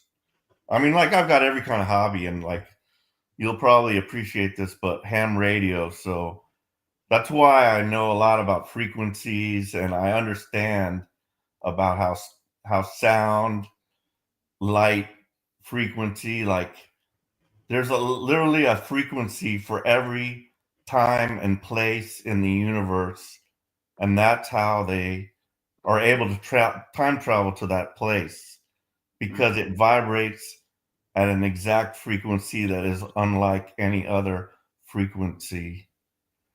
And just us being here changes the frequency. This person's there, that person's there, that person's there, this location's there. So that's all combines together to make a frequency. So, but yeah, my hobbies, astronomy, ham radio, metal detecting, history, so many, and reading and stuff, but like just the world just kind of just like made me just kind of drop everything it's like, basically, and so yeah, I'm trying to, as Vedagurudev says, go back to zero. And when I had such passion about all the mysteries of UFOs, Bermuda Triangle, Bigfoot, just all that stuff, just like, we become jaded. I've become jaded, let's just say. And yeah, so I think that as a species, we look this is also something that there's a lot of talk about ascension. Well, there cannot be ascension without incension, because it's to go within. It's to go within truly, because there's a lot of, spiritual ascension, but go within and you'll find all the answers. You are your greatest teacher. And also, like, what else? And maybe like every day do at least 3 things that bring you utmost joy, like that you feel when you were a kid. yeah, sounds good. But yeah, little by little, like I've started reading a lot more. So that was one of my main, it's an escape, it's like much better than TV because it's your imagination, TV is like, and just like, just watching, it's like, it takes half of the whole experience away because like when I read a book, I, conjure up all the images in my mind and like, and I totally escape from, this reality, and so yeah, reading is one of my big things. But yeah, it's hard to one thing, it's just hard to find a good book that like will capture my attention in that kind of way. But yeah, I've picked, I'm going back to reading and just trying to pick up some of my old hobbies, get back into it, and all that good stuff. well, Sandy has a lot to say to you, Paul. So she's a synchronicity, Paul. I had a dose of the psilocybin mushrooms last week. It has been a few years since I've done so last. So yes. She says, I highly recommend the Golden Teacher's Variety for anyone who partakes. And then she says, listening to sound baths using crystal bowls and Tibetan bowls specifically for the lower chakras and also the heart chakra can really help with releasing trauma signatures that continue to reside. That's great advice. Well, it kind of made me laugh about the name of the shroom because the one that I was told I was given, the name like kind of cracked me up because it was called albino penis envy. So that just kind of cracked me up, but I was like, what? Who comes up with these names? Just like, but like I was told that was like a very like powerful type of mushroom, but the name just kind of like cracked me up. I'm like, what am I feeling? Where do they get these names? I don't know. Yeah, where do they come up with this stuff? Dear Paul, also you know a lot about sound and frequency. So I use subliminals all night for wealth programming. But for example, check subliminal for alcohol and then quit drinking alcohol, subliminal hypnosis, or healing frequency for addictions. Because I was there, it's super hard to stop drinking alcohol. I started at 13, and stopped at 33. That's a long time. So Yeah. I know what you're going through. So check stop drinking alcohol forever. Like these things work because they're sound and frequencies. Anyway. I'll definitely check it out. But yeah, I was an early adopter of alcohol and everything, and yeah, it's just became an easy go-to to like, just make me feel better. It's just like, it, cancels out anxiety, and then you're just like, better, let's just say. But then later it wears off, and you want it to keep going, so you'll just keep drinking, and so it becomes a problem. But yeah, moderation, like, that's the balance. It's the whole thing. Like, even if I could just like have a couple drinks here and there, I'd be acceptable with that. But yeah, once it's become like a a compulsion that I like feel I need to always do, then that's a problem. So yeah, but Yeah, I'm I'm sending working on it. I'm sending you so many videos. I found one that says Joe Dispenza how to reprogram your mind to break any addiction in 9 days. So I'm sending you all information, dear, because I know that it is very, very tough to break because the brain creates neural pathways and it's so hard to break them. So I'm sending you all these videos because it is hell. Drugs and alcohol save you till they don't really. Right. Yeah, and Sandy says that like the singing bowls help with the energetic bodies, and has helped myself and many I've worked with. What's that Tesla quote? The medicine of the future is sound, but paraphrasing. Yeah. Yeah, I Sound agree will with help. you. In our full moon and new moon yagna, we have Himalayan singing bowls. We bring it in the beginning, we bring it in the end, we blow the conch. We have bija mantras to vibrate our chakras and open our chakras. So, yeah, I agree with you. The mantra japa is all sound syllables to align yourself with a certain deity or see the deity as a reflection inside you as you. So, yeah, absolutely. Sound is a great healer for sure. Nikola Tesla wants to say something through me. He says, like, for example, the subtle bodies and also the subtle energy bodies. Mm. I have a book here that I'm reading that's called Vibrational Medicine. That is the best book for like healing the human vessel by Dr. Richard Gerber. And it says that we have so many bodies, subtle bodies, etheric body, and that way the solfeggio frequencies, uh, like maybe all night solfeggio frequencies could also help you. Yeah. Nice. Check this. Like this book is wow, but I still don't understand it. It's very complex. But we have so many bodies. We have the mental body, the emotional body, it says here the and so many meridians. And True. so this book is wow, but still haven't finished it. But truly wow because we have check this.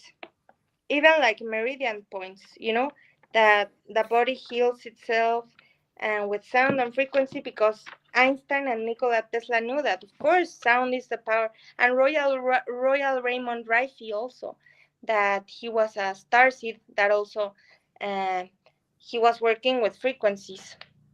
Mm. Nice. I just had a funny thought. Like, we go to the doctor to get prescriptions for drugs, but what if we went to the doctor to get prescriptions for music, sound, frequency?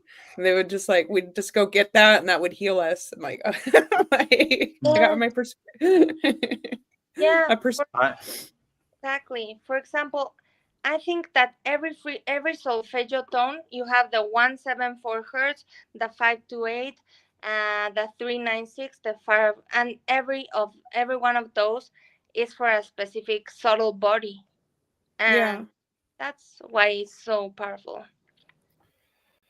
Okay, so nice. I've got a kind of deep, and it might be a disturbing question, basically for Anya, because, we have free will. We've got our guides, our angels, our angelic team, as you said, yet you had horrific stuff happen to you. Yeah, And I do not really understand that. In my own free will, I prohibit anything. I don't agree to it. I won't have any of it. And it's, I've had, my life hasn't been great, but nothing to the traumatic event that you've had. But so I don't really understand that unless it's some type of karmic thing, or like, how would we agree to come to this? Plain. Yeah, and Yes, well, knowing that that's what's going to happen. So yes. Well, what I was shown is that before incarnating, like we choose our primary lessons, and I also thought about what is free will of being, yeah, I won't say the word, but words that are too sensitive for this, or a murder attempt like the one that I was subjected to. And then I was like, how in the world is that possible? Where is the free will?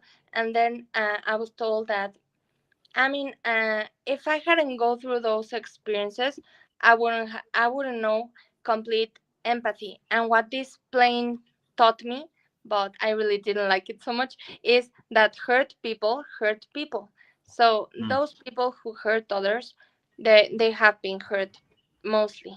And also along those lines of how can those horrific things happen, why would the angelic team allow that, and the seraphim council of white light, etc., etc.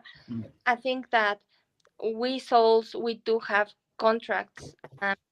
Also the Lord's canon spoke about this, like even when we transcend and leave the body, it's because the higher self is ready.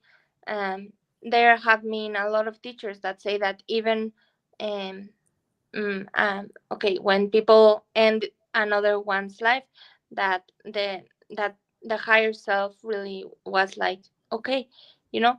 But yeah, I truly do not have the answer for that, because it's really hideous. Like, but also on karma, yeah, I fully agree to that, because in a past life I was playing a bad player. I'll just put it at that. I was part of the structures of control and power. Mm. I won't say who I was because there's no point in that.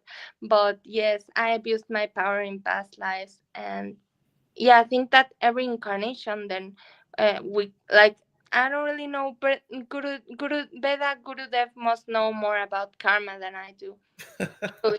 Like on spiritual teachings of karma and Hinduism. But yes, I think that karma points do compound and collect within this eternal game of beautiful life. So if you told us who you were, would we know who it was? Is it a famous person? Or I, infamous, I would say. I won't say there's no need for those things. Also, this is really funny, but everything is so funny, and it's my truth. It's what I remember. But in a past life, Nikola Tesla and me, we were lovers in Alexandria, but I was the man. So yeah. Mm. Anyway, this is really funny. The game, the life is so funny. Yeah, it is.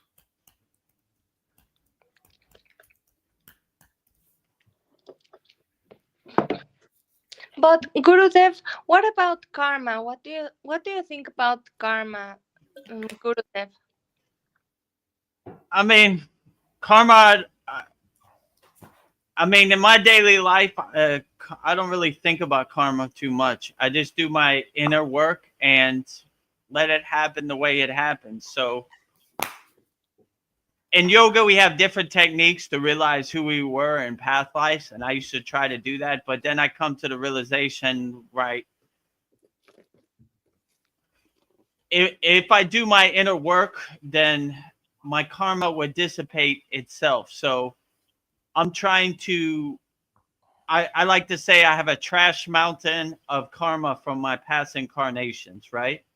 So maybe in different incarnations, I wasn't the best of person, but now I'm trying to burn that karma. And the best way I see to burn that karma is doing my sadhana, doing my yogic practice, loving people, helping people, So I'm not trying to create new karma, because that would be more karma that would stack on top of my trash mountain. And if I don't create new karma, then there is no future karma, because I'm not creating that either. So I'm just basically,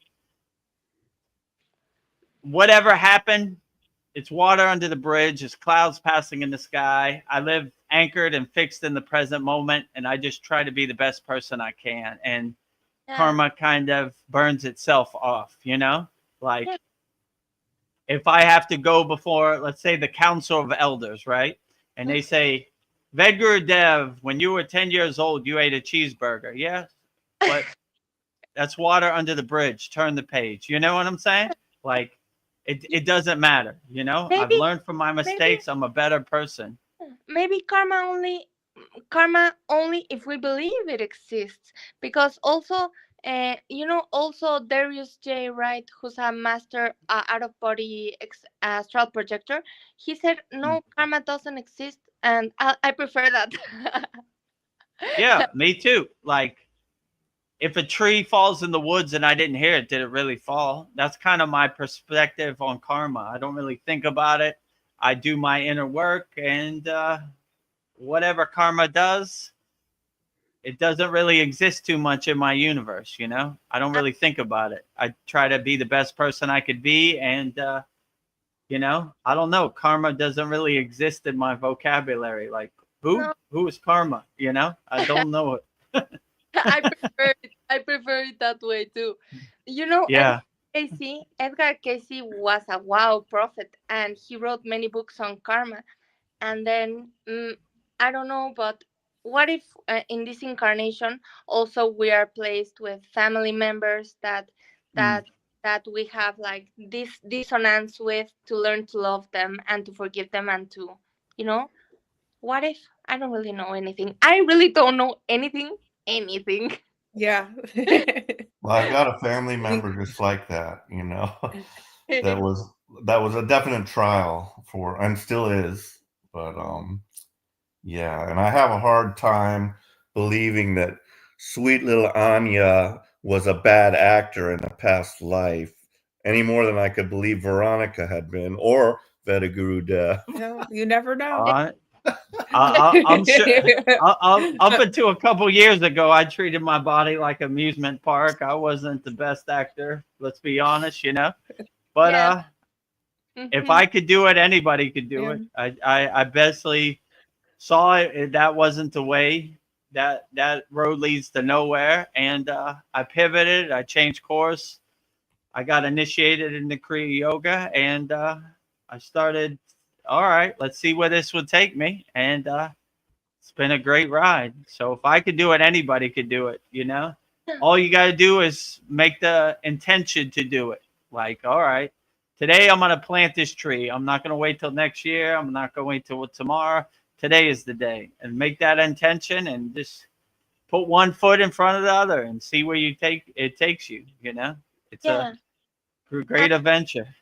Yeah, and and also, Paul, you said you don't imagine me or Vera or being, but in this incarnation, I also did hideous things, and I forgave myself. It's about Yeah, forgiving yourself, and and shadow integration, like Carl Jung said, like I forgive myself fully for the true. things when I drank and when I was not myself, really, because that was never me when I did those things.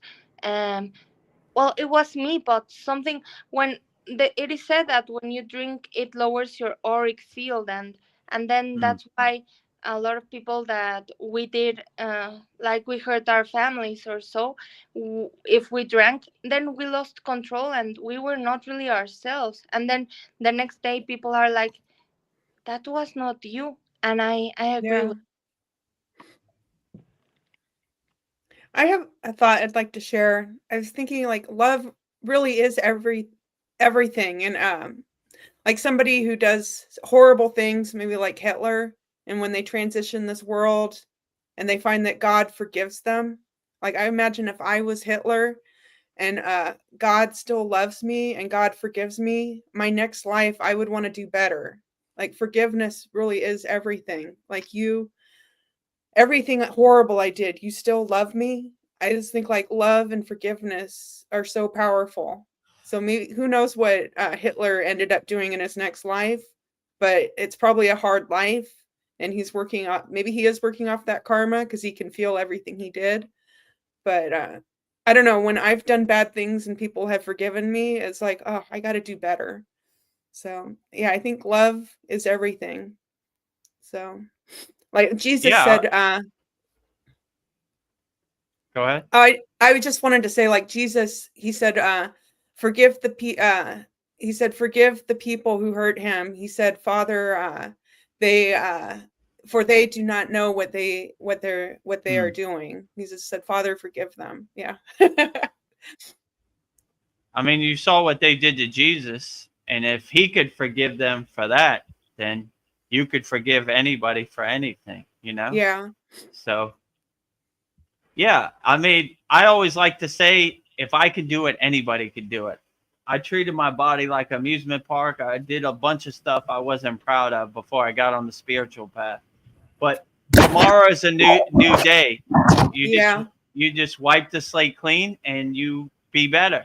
I make it a practice of before I go to bed looking in the mirror, and do I like who I'm seeing looking back at me?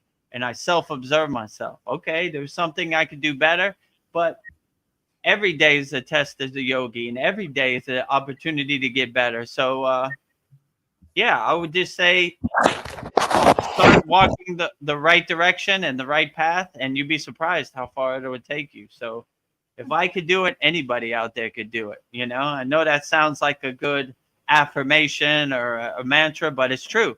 You know, I wasn't the best of person before I got on the spiritual path, you know, but I pivoted, I changed course, I changed directions, and I saw that's not the way.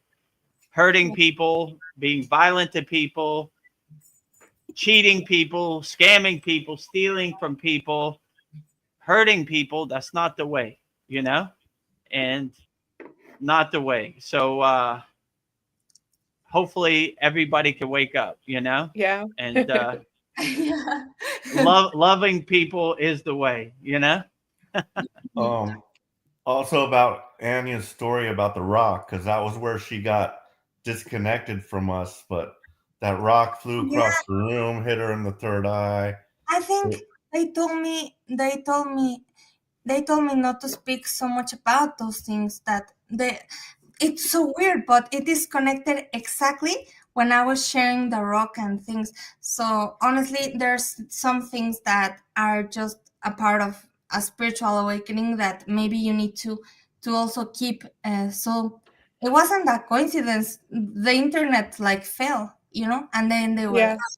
So maybe there's some things that are meant to be between you and the divine, like, and your angelic team. So yeah.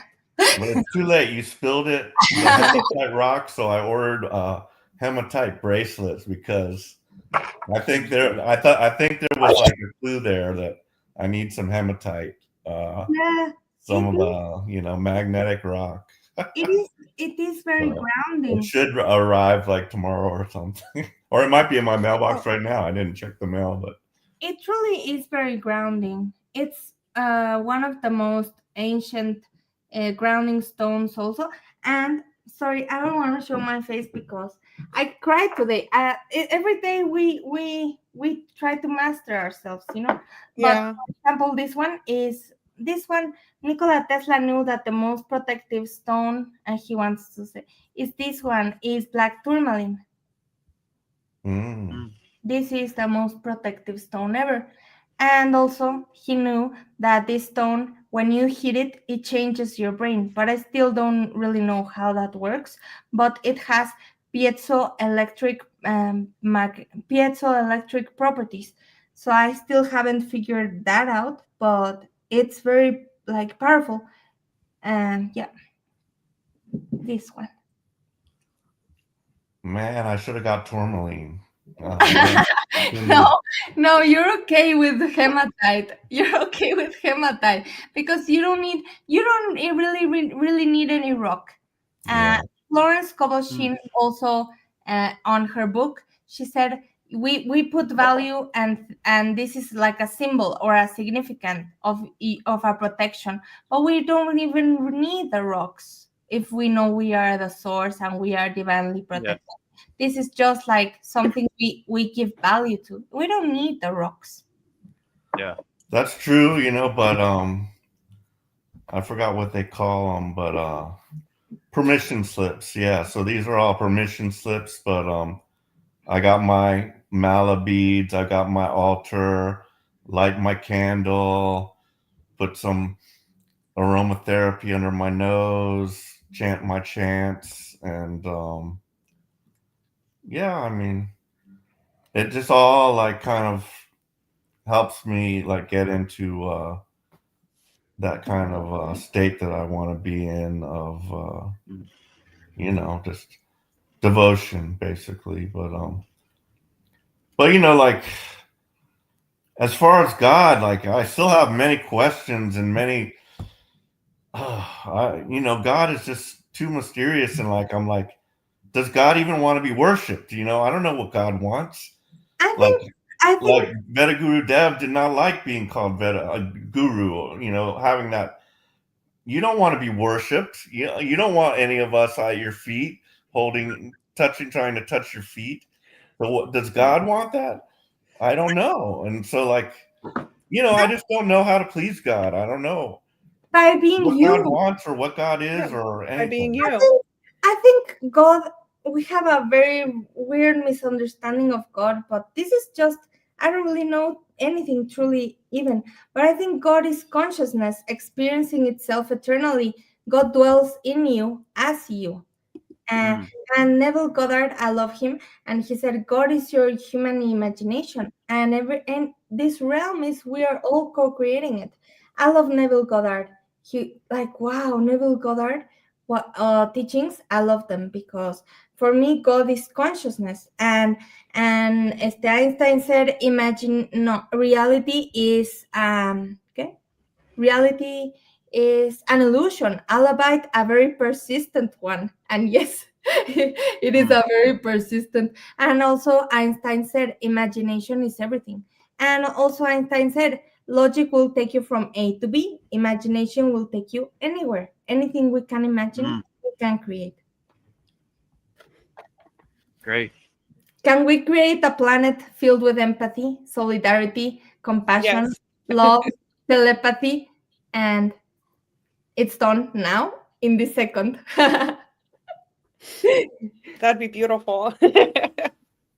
Yeah. Yeah.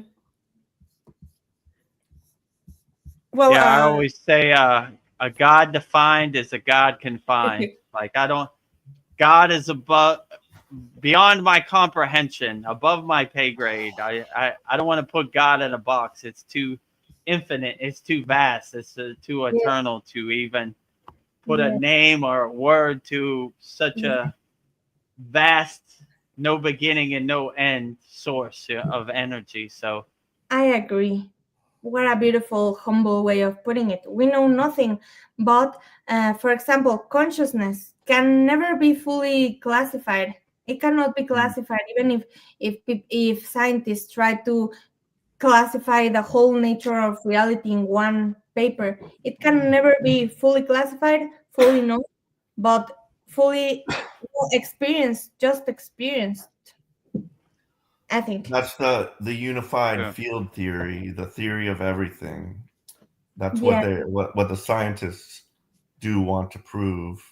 But I think they will never be able to. For example, I wrote up. Well, not me. It was Tesla.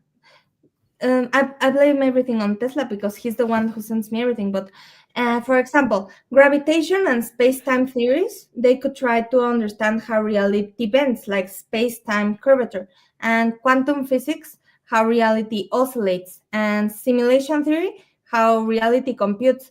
But I think that we're missing one key ingredient.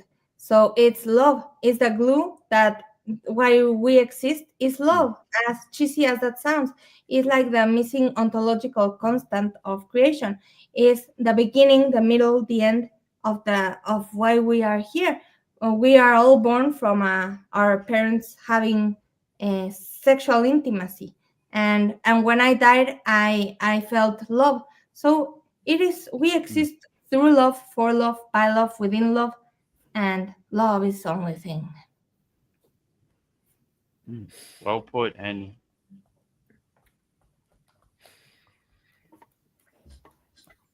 Well, if it's okay, we have somebody new that we haven't been able to get to his comment for a while. So okay, great. he says, sure, Yukteswar says, oh, his name is Ryan T. Shah Drums in Tabala. He says that Sri Yukteswar says in the holy science that we are in Dharpara Yuga and headed towards Treta and then Satya. But of course, the cycle then goes back through towards Treta, Dharapahara, and then Kali once again. What are your thoughts?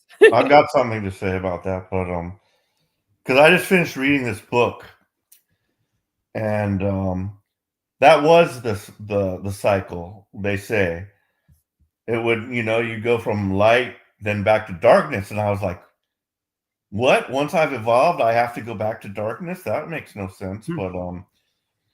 But I guess that was the way of things. But what I did hear in this book was that this is the last cycle.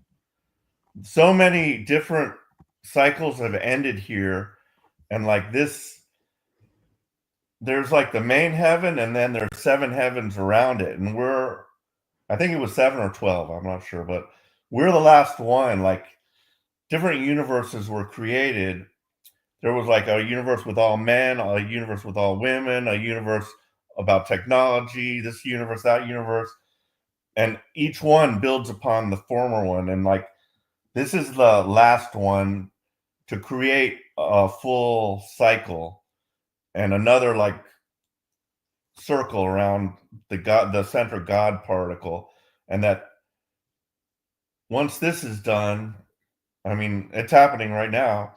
So we're not going to have to de-evolve again or anything like that. And that the actual evolution of this planet, this planet is like the key point of our whole universe's evolution. And once we evolve, then this universe, which is now finite, will move into the 7th, being an infinite universe. And a whole new cycle will be begun, building upon all these cycles. So very weird, but I understand what he's saying, because I couldn't understand how, if we've evolved, how will we go back again into the dark? That kind of defeats the purpose in my perspective. But if anybody else has anything to say about that, feel free. But. Yeah, Well, I would say, what's this guy's name? Ryan? Ryan.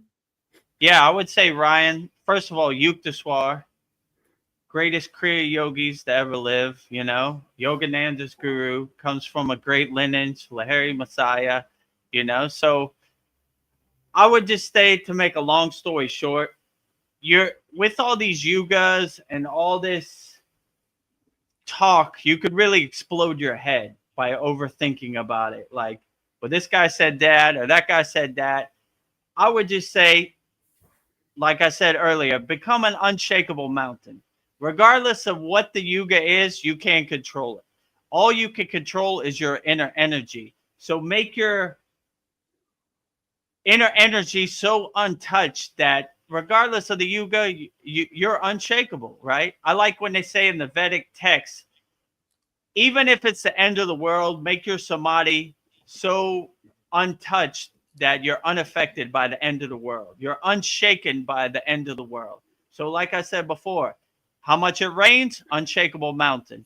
How much it snows, unshakable mountain. How much it is sunny, unshakable mountain. How much wind, unshakable mountain. So regardless of what the yuga is, you can't control it. So I wouldn't get attached to it. I'd become the detached witness. Like, whatever the yuga, my energy is so pure and so connected that it doesn't affect me at all, right? I control what I can control, and however the season changed, however the year changed, or however the yuga happens, it has no meaning to me. I'm still going to be let my inner divinity shine as bright as it can. And, you know, let my soul be my North Star. So no matter how much darkness it is, I don't need light because I carry my own inner divinity to the party. I become my own North Star.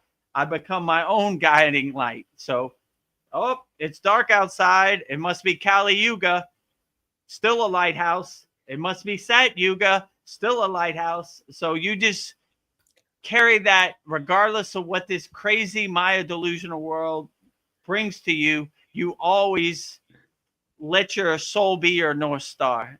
So I would say that's the easiest way, because you could really get wrapped up in the stories and the Vedic scripture and the different things that different people say on the internet. I would just be the best person you could be every day, and go in the bathroom and look in the mirror and be proud of who's looking back at you. And then you can never go wrong. And you start to have this detached witness perspective of, you start to laugh at the world like the joke it is. Like, Kali Yuga, joke. Sat Yuga, joke. You know, Donald Trump president, joke, joke, joke, joke. You start creating distance and separation between you and the Maya delusional world. You start looking at the Maya delusional world like an audience member and looking at the movie screen. Oh, I've seen this movie before. Kali Yuga, you know. Oh, I guess I'm going to have to go through darkness today. Don't worry. Unshakable mountain, no matter whatever the world throws at me. So whatever this crazy Maya delusional world throws at you, just let your soul be your North Star. And I don't see how you could ever go wrong. So I know there's a lot of information out there, but if you do your inner work and you know thyself and you are self-realized, like Yukteswar, Yogananda, and Lahiri Messiah, the name of their place is Self-Realization Fellowship. When you know thyself, regardless of what this crazy Maya delusional world shows at you, you already know yourself. So you can't go wrong with letting your soul be your North Star, I would definitely say. So regardless of the yuga, regardless of what other people say, just be the best person you could be. Help as many people as you can. Love as many people as you can. I don't see how you can ever go wrong. So I had never heard about yugas before the Kriya Yoga school. I don't know, for those of us that don't really know what yugas are they just like different lifespans? Like when people say we're in the age of Aquarius, what is a yuga? Yeah, they're different cycles that the world goes through, you know? Like they say, we're going through Kali Yuga, which is a yuga of darkness. We're going through Sat Yuga, which is a cycle of truth, you know? So, I mean, you could really, how could I say, explode your head with this information, or Yes. I choose to do my sadhana wholeheartedly, my yogic practices, and whatever this world throws at me, I have the tools in my pocket. I have the tools in my toolbox to, okay, it's this yuga. Let me go in my toolbox. I got a technique for this yuga, you know? So you start looking for the opportunities to break out your kriyas and your tools to help you overcome whatever this Maya delusional world throws at you. And it is definitely going to throw stuff at you for sure. I'm no exception, right? It throws it at me too.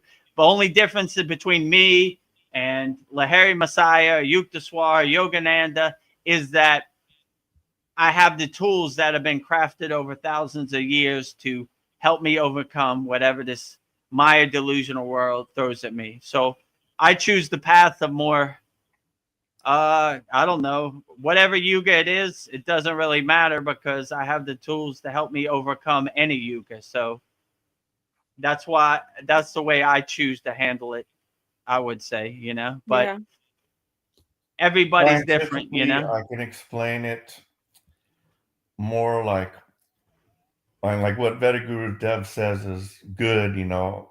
And I'm like coming more and more to that belief that I just need to not worry about all this shit. But you can look at it like our Earth circles around the sun 300. It takes 365 days, and we have a winter and a summer. So in winter, we're furthest away from the sun, so that equates to the age of darkness. And then summer, we're closer to the sun, and that is when we get the age of light. But it's much bigger than that because our sun now revolves around another star. They say it's either Alcyone or Sirius. So our solar system rather, is rotating around that. Then around that whole group is rotating around the center of our galaxy. Then we have our galaxy, which is rotating around the center of the universe. And that's the biggest cycle. That's like 230 million years. But one of those cycles is like, I can't remember exactly how many years, but that's the one they kind of broke down into yugas and stuff. But yeah, it's just when we're closest to the center of the galaxy, the grand central sun, that's like all the photons are hitting Earth super strong, and it's like changing our DNA, and it's bringing on the light basically. But Oh, okay. yeah, so Yeah. I choose to have the perspective of Captain Dan and Forrest Gump. I'm in the storm, and whatever the yuga is, I'm on the mast. Like, that's the best you got? Come on. That's light work. That's kindergarten. Yuga, what? Whatever yuga it is, give it to me, right? So I take it on the chin. I take it wholeheartedly. Whatever yuga, I wake up and say, well, let's get to work, What do we got today, Baba G? How are you going to surprise me? Well, today is this yuga. Okay, well, nothing changed. Do my work and keep going. One foot in front of the other. However tall that mountain is, I'm going to overcome it with a big smile on my face. Okay, whatever yuga you throw at me, let's get to work, Yeah. I got the tools to help me overcome whatever this crazy Maya delusional world throws at me. So whatever you call it, whatever happens, let's get to work. That's what I would say. But the thing that always has helped me be an unshakable mountain, no matter what it happens, right? So then how much wind? Unshakable mountain. How much snow? Unshakable mountain. How much sun? Unshakable mountain. How much rain? Unshakable mountain. So you look for, when you start to have a right awareness in Kriya Yoga, you look for the opportunity. Oh, cool. Now I got an opportunity to go in my pocket and break out this Kriya. I was wondering when I was going to use this. Today I'm going to use it, So whatever this crazy Maya delusional world throws at you, looking for the opportunity to use your Kriyas and use your techniques to help you overcome whatever you want. Well, Anya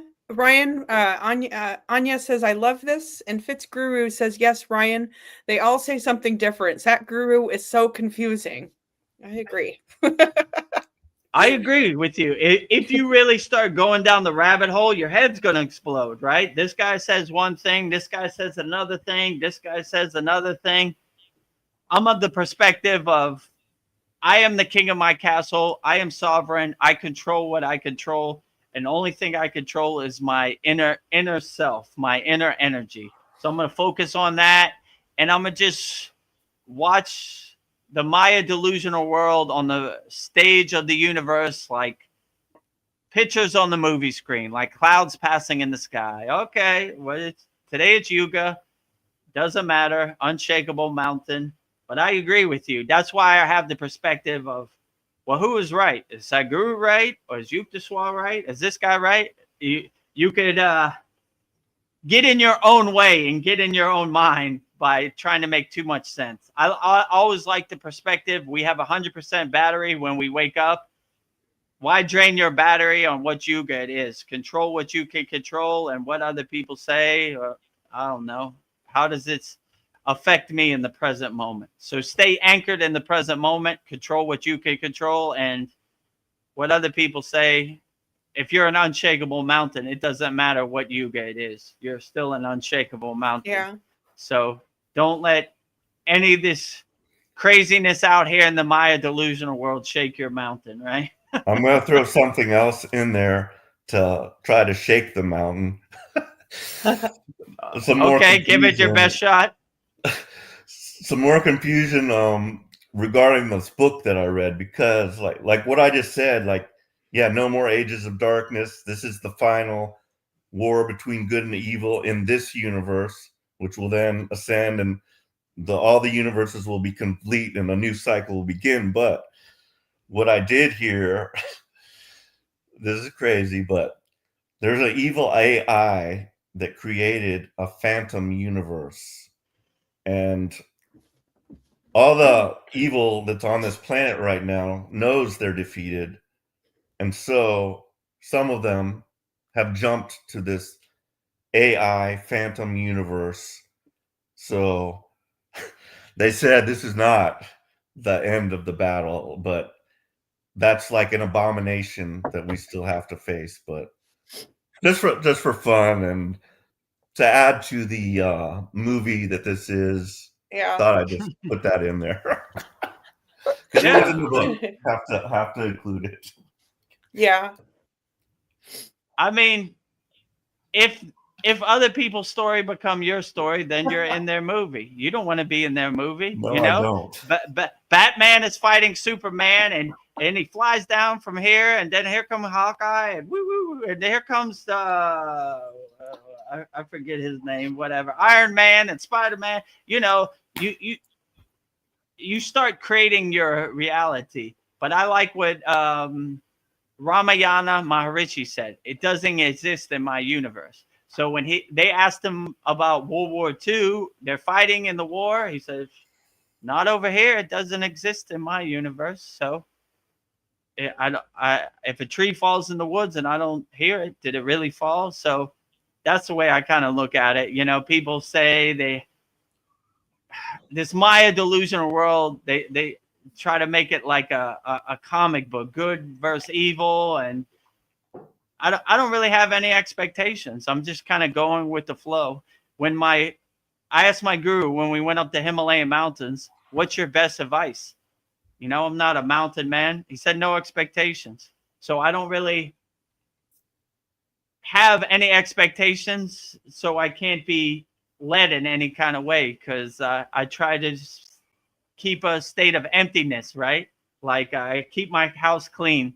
So I don't want other people's ghost stories to plant a seed inside me, you know, that a tree sprouts, right? Then I start regurgitating that narrative. Like I just wake up with a smile on my face and let life carry me where it carries me, you know, and enjoy what I can enjoy. And other people's ghost story have no meaning over here. I create my own universe. I go to my happy place. So I don't want their ghost stories to become my ghost stories. So, Vedagurudev, what do you think of this? I think life is beautiful and happy, and I enjoy the trees, and the birds are great, and God is great, and everything is great. It doesn't exist in my universe. So my mountain is still unshakable. I've always been an optimist also, so I've always I do have like an optimistic feel, you know, about what's happening, and I do feel everything's going to be great. And I do feel like being star seeds, like we don't really have to, like, our whole mission is just to be here to like spread light, and like just our presence. We literally don't have to do anything more. I mean, you're doing above and beyond the Call of Duty with what you've done here, Vedagurudev, but you also, Veronica, you know, you're a part of this, and above and beyond. But we just really just have to, just our presence like lights up, you know, and increases as we say, a rising tide lifts all boats. So that's all we have to do is just, you know, be our best selves, and all the rest will play itself out as it should in a positive manner, I believe. I agree. Great. How long have we been on here now? I rest think my feet. it's the time for you to do a stretching break. 2.5 Yeah, hours. yeah, about that time, you know. Don't want my birthday legs to give out on me. Well, how Well, old maybe are you now? Huh? How old are 21. you? 21. Or does Right? age even matter? I'm reversing the aging process. No, I turned 53 today. Oh. Oh yeah. Also, I had a guy come into the store today. Also, he was cool. Like we didn't like get into any spiritual stuff, but he was like a photographer, and like he showed me this picture of this old black lady with gray hair and stuff, and he's like, "How old do you think she is?" And I knew it was going to be some preposterous number, but I shot low, and I'm like, "Oh, 85." He's like, "No, 95. No." She was 110 years old. This old Oh, black lady, and she did look, I mean, I could tell she was old, but she looked in her 80s or something, but still going strong at 110 years old. And I was kind of blown away by that. And also our lifespans, like I heard in the old days, like, and I really don't understand why, because we're like literally every 7 years, every cell in your body is replaced. So I don't understand why we're aging. And I don't really, yeah, I mean, I do believe that's by design, and I don't believe it's necessary. And like, as I've said, like, I think yoga is reversing the clock on me, true. and I just felt I'm gonna live a long time, and I'm gonna see a lot of shit, way more than I've already seen. but who knows? But it was cool to see the 110-year-old lady. Wow. Yeah, I That's met a yogi in the Himalayan mountains who was over 100 years old and very active, and he attributed all his success to the shoulder stand pose. He says he does the shoulder stand pose every day. So that inversion, that reverse flow of gravity, he said that's why he lived so long. So I was like, hey, maybe do the shoulder stand pose every day. You can't go wrong. Yeah. I don't doubt it. Well, I've got one more Yuga comment from Zane. He says that Okay, I great. heard from different starseed sources that this is our last Kali Yuga. Anya can confirm it for us. Every Yuga cycle is not the same. Anya left, so maybe she'll come back. Yeah, so I mean, could be, but yeah, like I said, whatever the yuga, just make sure you're being the best person you can be, loving as many people as you can, helping as many people as you can, trying to heal as many people as you can, and yeah, everything should be great. So I have that perspective of whatever the yuga is, really doesn't matter, because I'm trying to be a nuclear power plant of unconditional love, a radio antenna transmuting the loving signal. So whatever it is, I'm Captain Dan in Kriya Yoga. Come on with it, Yuga. Whatever you got, hit me right on the chin Yeah. with it, That's the Is that best the you best got, you've light got? work. That's the best you've got. You call this a storm? Yeah. This is light work. Light work. Right? So that's the way I look at it. Like, Yeah. whatever it is, it doesn't matter. I'm overcoming it, and nothing's gonna stop me. So I learned that in the Himalayan mountains. When I told this story before, we went up this very steep mountain, and I was like, "Whoo, we made it!" And all the yogis looked around at me like, and my guru looked at me and said, 20 kilometers that way." Yeah. Like, peaks and valleys, he used Yeah. to say, Vedagurudev. We go up one mountain, we come down into the valley. We go up another mountain, come down into the valley. This life becomes a roller coaster. It goes up, it goes down, it goes to the left, it goes to the right. It's jerking you, it's pulling you in all directions. But if you see the pieces on the chessboard, you see the Wizard of Oz behind the curtain, you know what it's going to do. So you're like, that's the best you got. You know, easy work here on this roller coaster.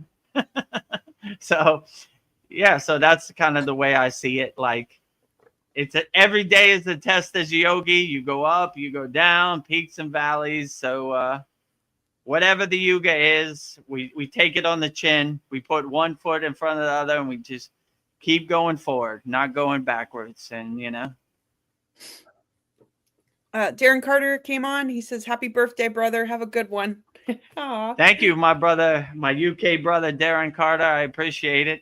Thank you for the birthday wishes.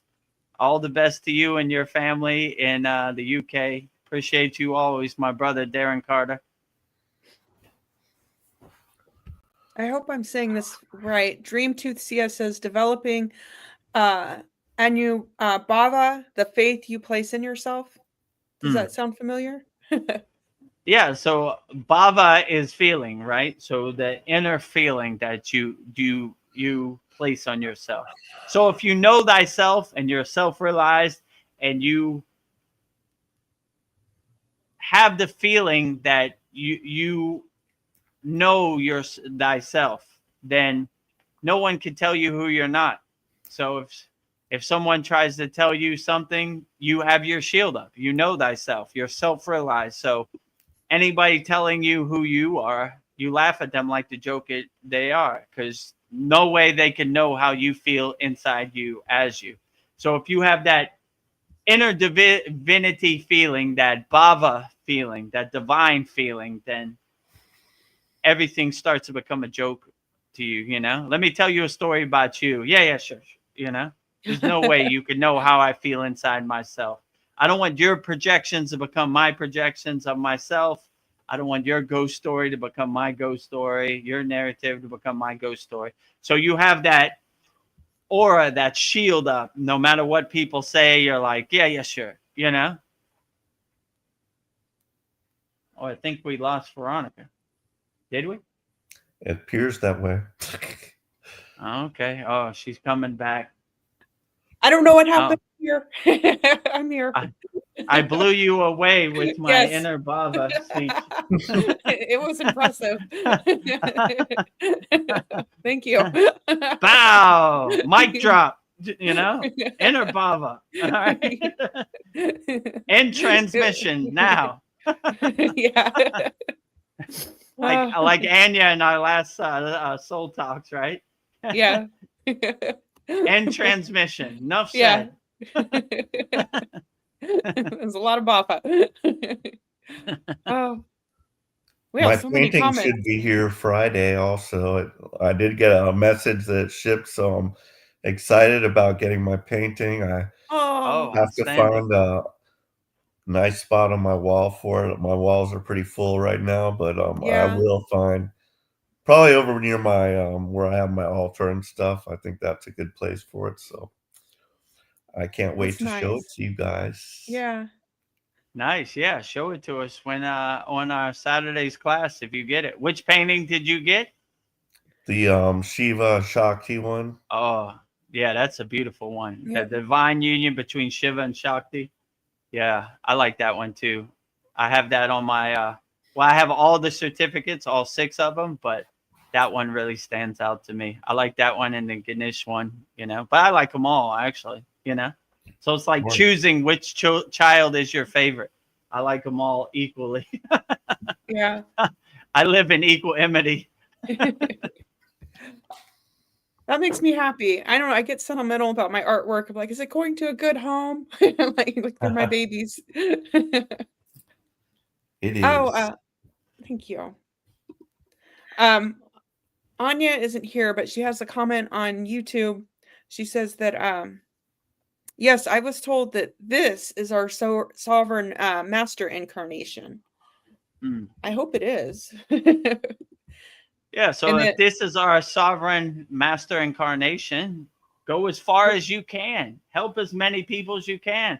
Like I always say, and I was looking for the opportunity on this, have a Santa Claus list of people you helped. Cue the sound effect, Veronica.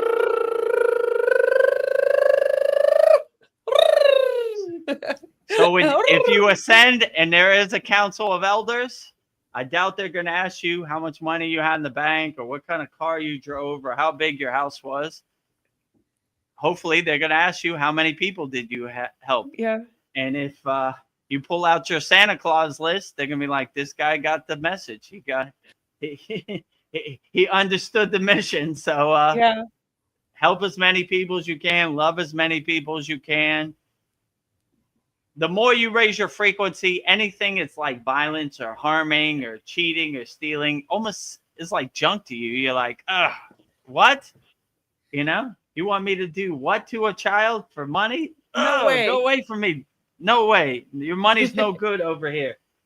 Take your money and get out of here. You know, no way I hurt an innocent soul, no matter how much money you give me.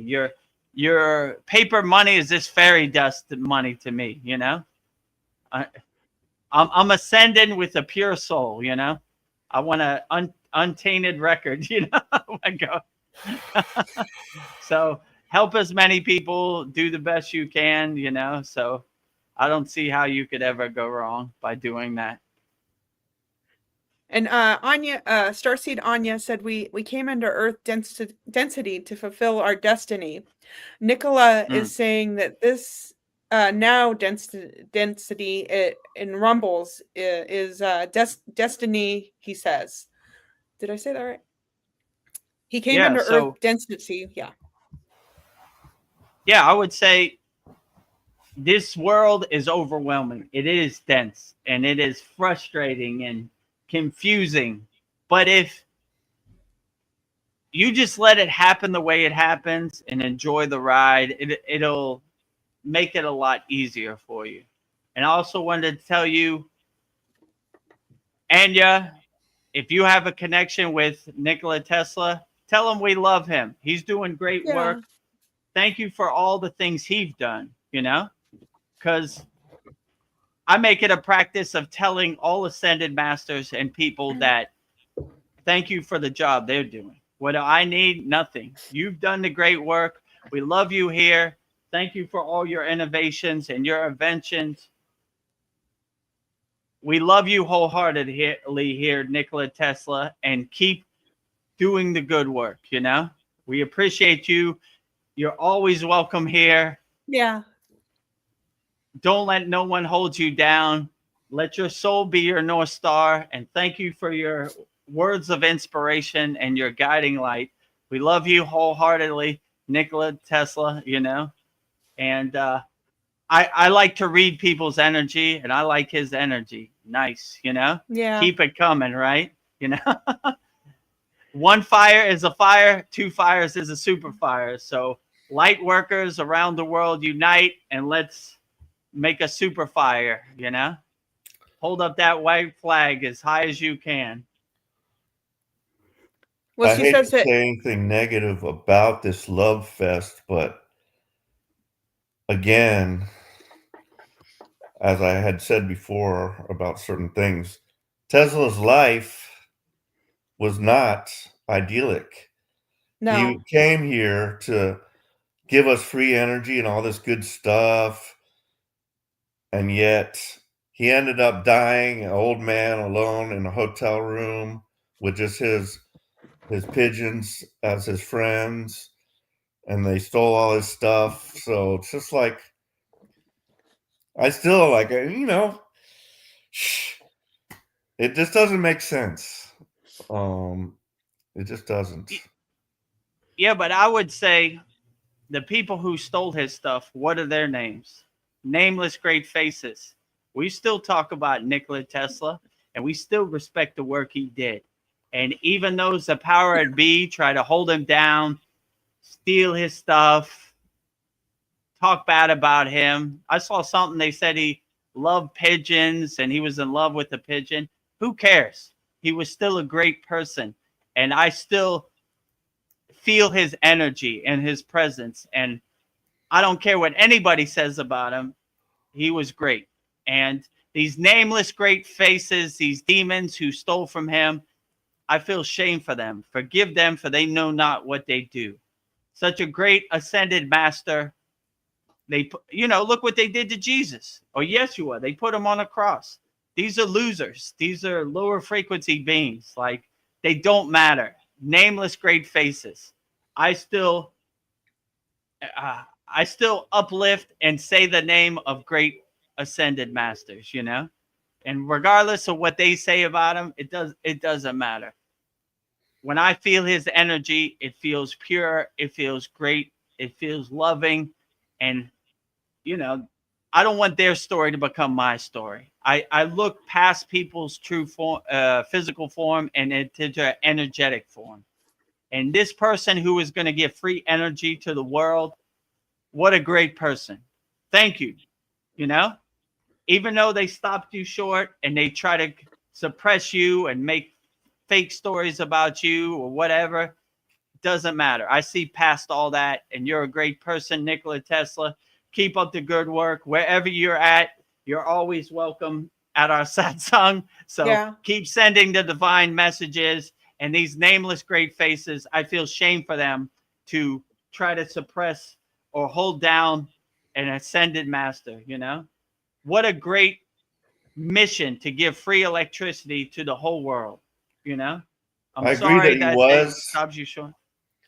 I agree with that, you know, but he also did create a death ray, and he created an earthquake machine that could just like it was like the size of the palm of your hand that could like destroy a building, you know. It's just like the duality of this world.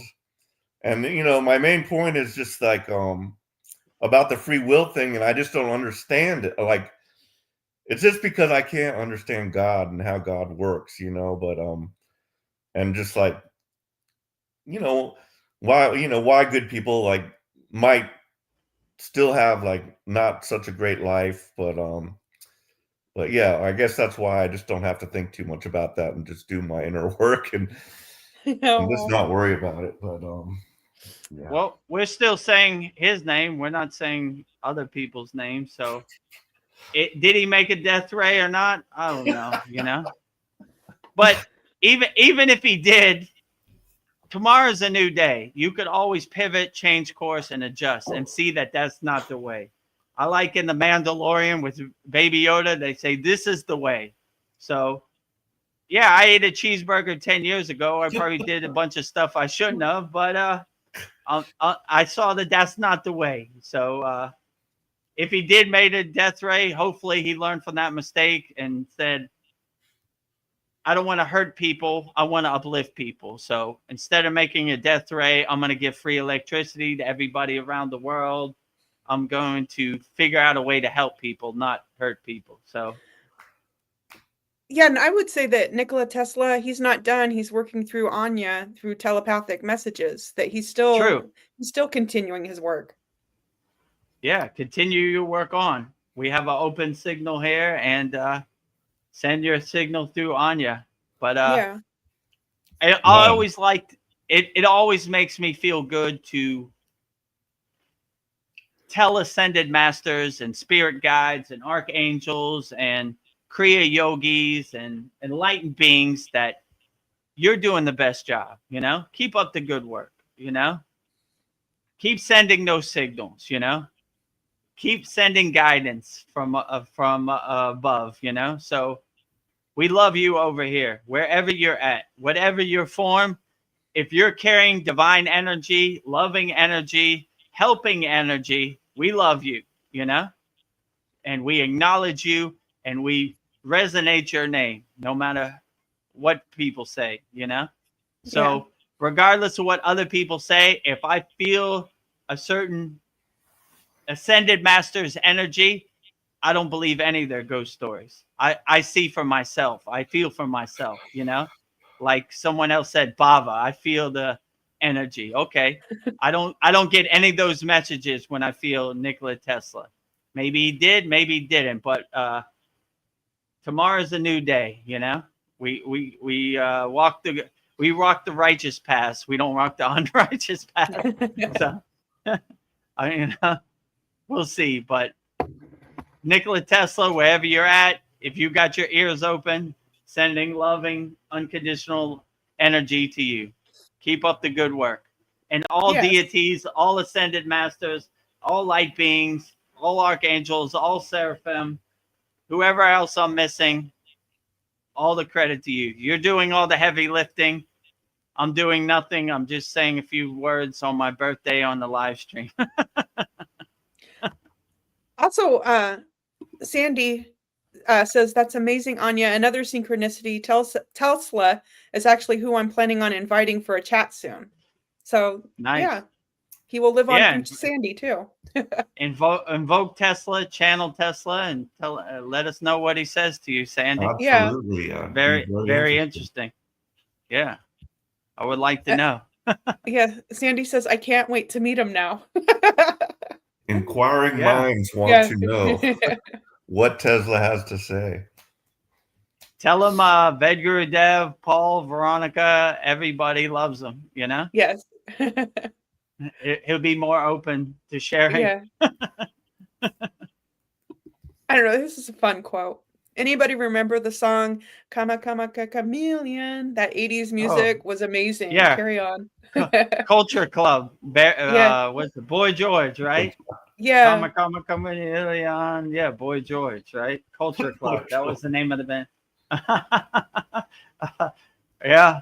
That I'm showing my age on my birthday, right? If I remember Culture Club in the early 80s, then I'm dating myself. I don't know. Dream Tooth says that, Sandy, the lyrics go, Lovin' was easy when your colors were like my dream, red, gold, and green, referring to the Rastafarian movement. Oh, nice. That's Yeah. sweet. I'll have to check that out again. Who knew Boy George was sending subliminal messages in the early 80s, right? Yeah. What were the colors he said? Red, Red, gold, and green. Red root chakra, gold crown chakra, green heart chakra. Yeah. Nice. And covering the whole thing. The root chakra, the root, the heart, and the crown, right? Yes. All the main bridges, you know, in your chakra system. Teeny Topata says, I am eating a pico de gallo salad on your birthday. This is so special. Jai Gurudev. Nice. Jai Gurudev. Okay, great. Enjoy your, what was it called again? Pico de gallo. His pico de gallo salad. Pico de gallo. Where's that from? Mexico? It's a salsa.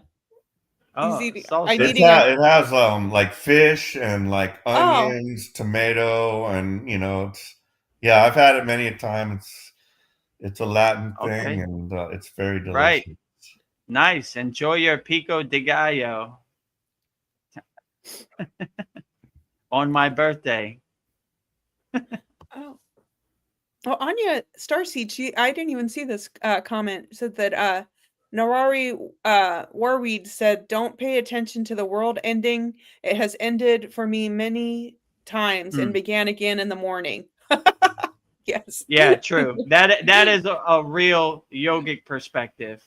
You know, the world begins when I wake up, and when I go to sleep, it is destroyed, and it recreates itself when I wake up. So that's how the cycle, they kind of look at it, right? The world is anew every morning, and the world is destroyed when I go to sleep. So I create my own universe based on that. So yeah, if you have that supreme yogic perspective of this is the cycle and I'm not attached to it, then you're not really affected by it, because you see the pieces on the chessboard and how it really plays out. So yeah.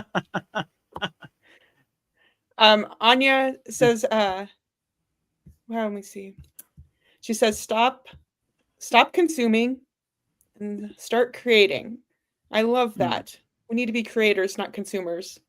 Yeah, exactly. In our Kriya Yoga Masterclass, we have a very profound class, a meditation where we create our happy place. And when you become the director, the creator of your happy place, you can make it however you want. So yeah, stop making other people's story or consuming other people's story and making that your story. Create your own story. Create your own universe however you want to. And if you want 10 million flowers, you put 10 million flowers. You want a big ocean, you make a big ocean. You want 100 million birds, birds everywhere, you know? So you make it however you want. So you become the creator. So yeah, that's a good, profound statement. Yeah. Stop consuming and start creating. Create your own happy place. Create your own universe however you want. Don't consume other people's universe and make it your universe. Create your own universe and don't consume anything, right? My TV right now is basically a fixture, a picture frame on my wall. I don't want other people's ghost story to become my ghost stories.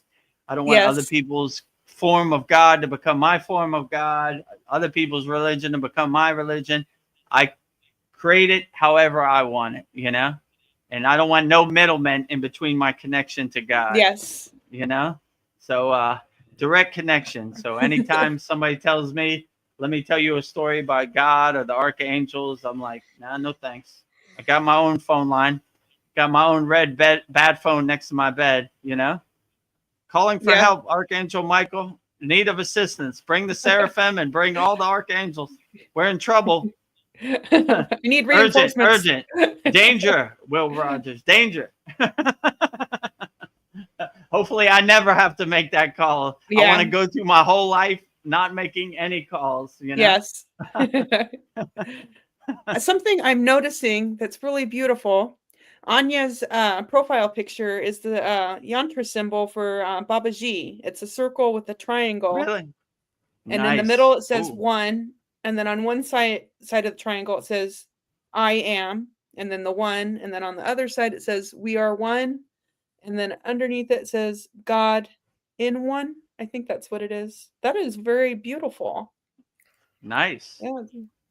Interestingly, AA has a similar symbol with a triangle and a circle around it, but and it's a spiritual program also. So yeah, I did get a lot of help through them and did a lot of growing in that program. So it was great. Yeah. Yeah, it's good to see these yantras are powerful, right? You know? Yeah. Babaji is everywhere. Babaji is everywhere and everything. Yeah. Oh, Mariana's here. She says, "Dear Vedagurudev, happy birthday. Much love and respect." She says, "Thank you for everything you do for us and the school. You look great and happy."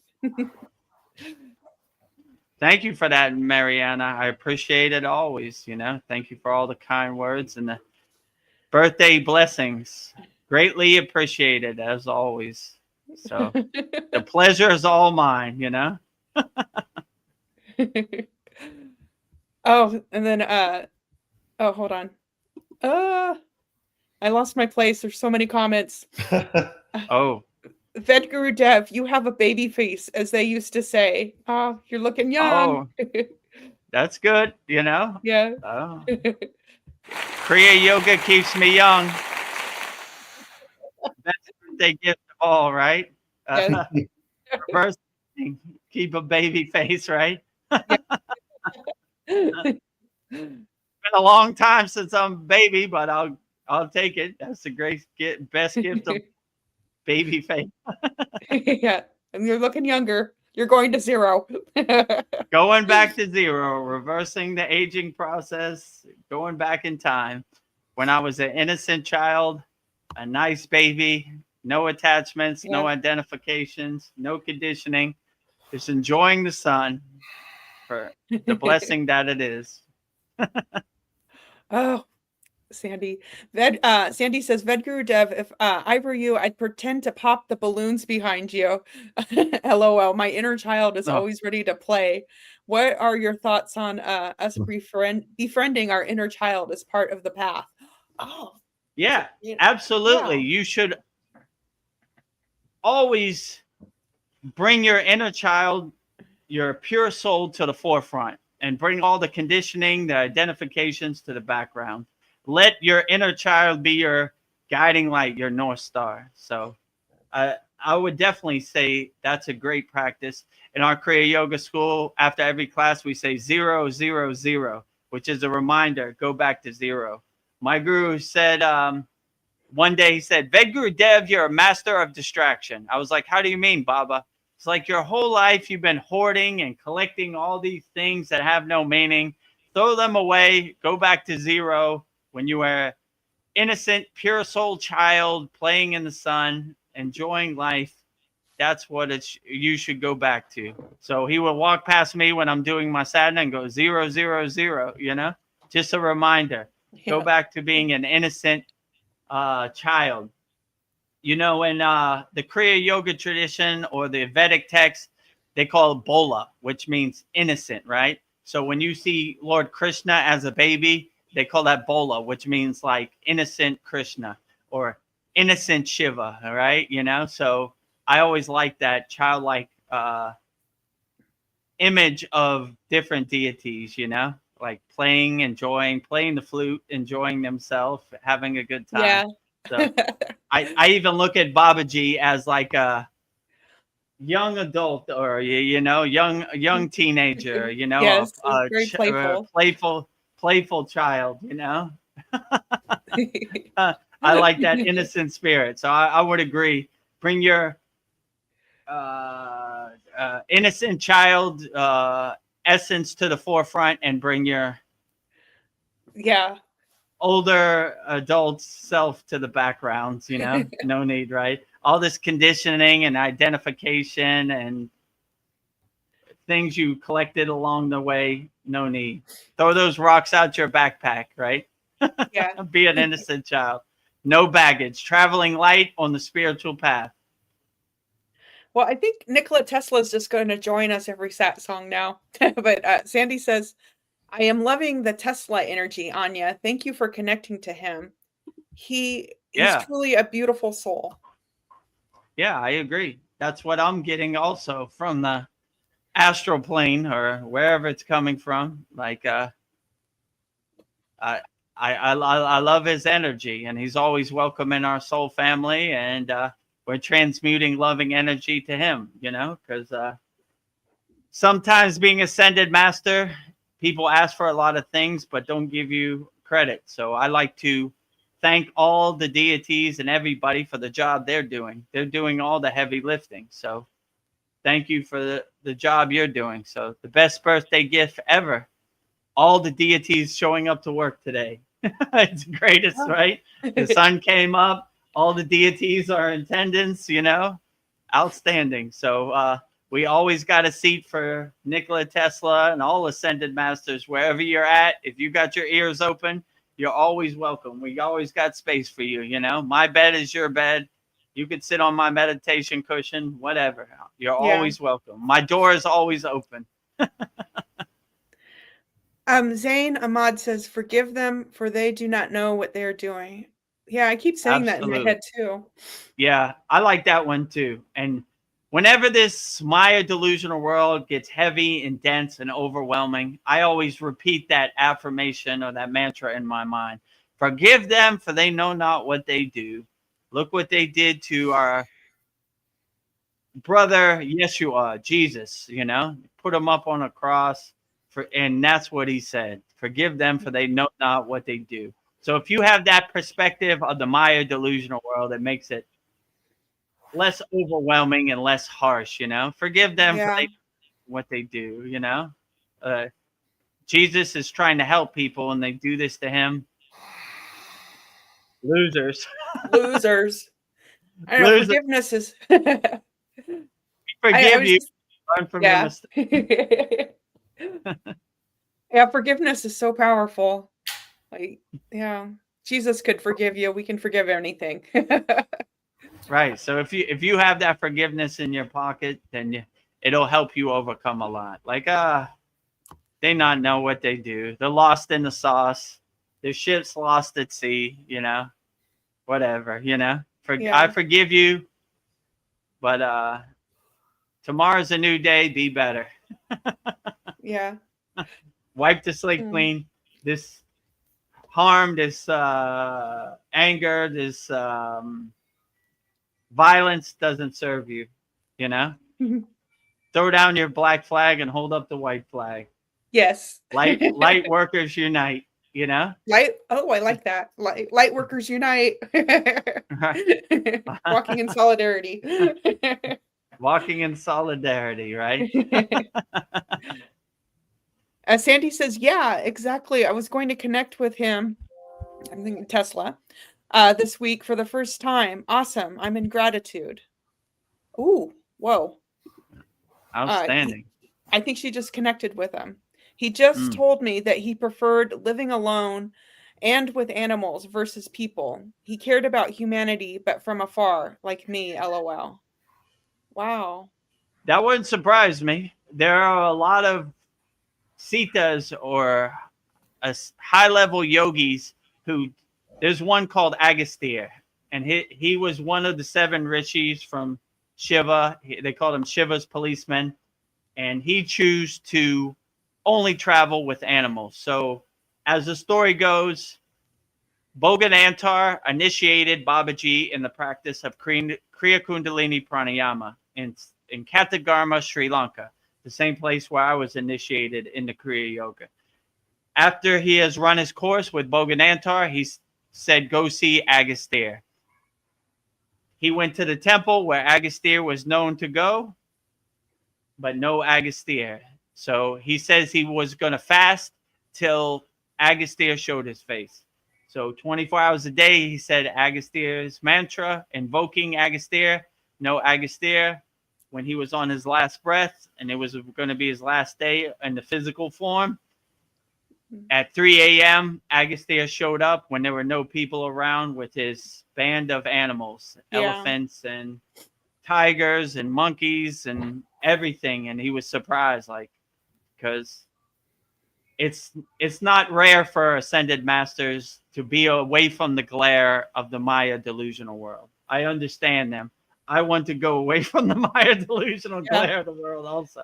So it's okay to be alone. Silence is the best teacher, as my guru always used to say. So I really respect yogis. They call them Mona. Mona means silence. So they're silence yogis. They don't ever talk. They took a vow of silence, right? Till they choose to come out of it, or maybe never. So I always respected the Mona yogis because they had the higher truth, because they were not distracted by the external Maya delusional world or the physical sounds that come out their mouth. They went inside them as them, and they found out the higher truth by living in a state of silence. So I think it's great that Nikola Tesla was alone by himself. He probably got some great insights and divine signals when he wasn't distracted by the glare of the Maya delusional world. So if you love animals, Nikola Tesla, we love you too. You know, if you were in silence and you were alone, I understand completely, because I have took a vow of Mona many times, and that's when I got some profound insights. So being alone, loving animals, all beautiful blessings. So we look at it as beautiful.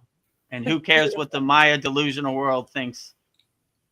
Forgive them, for they know not what they say. I would like to not what they invoke do.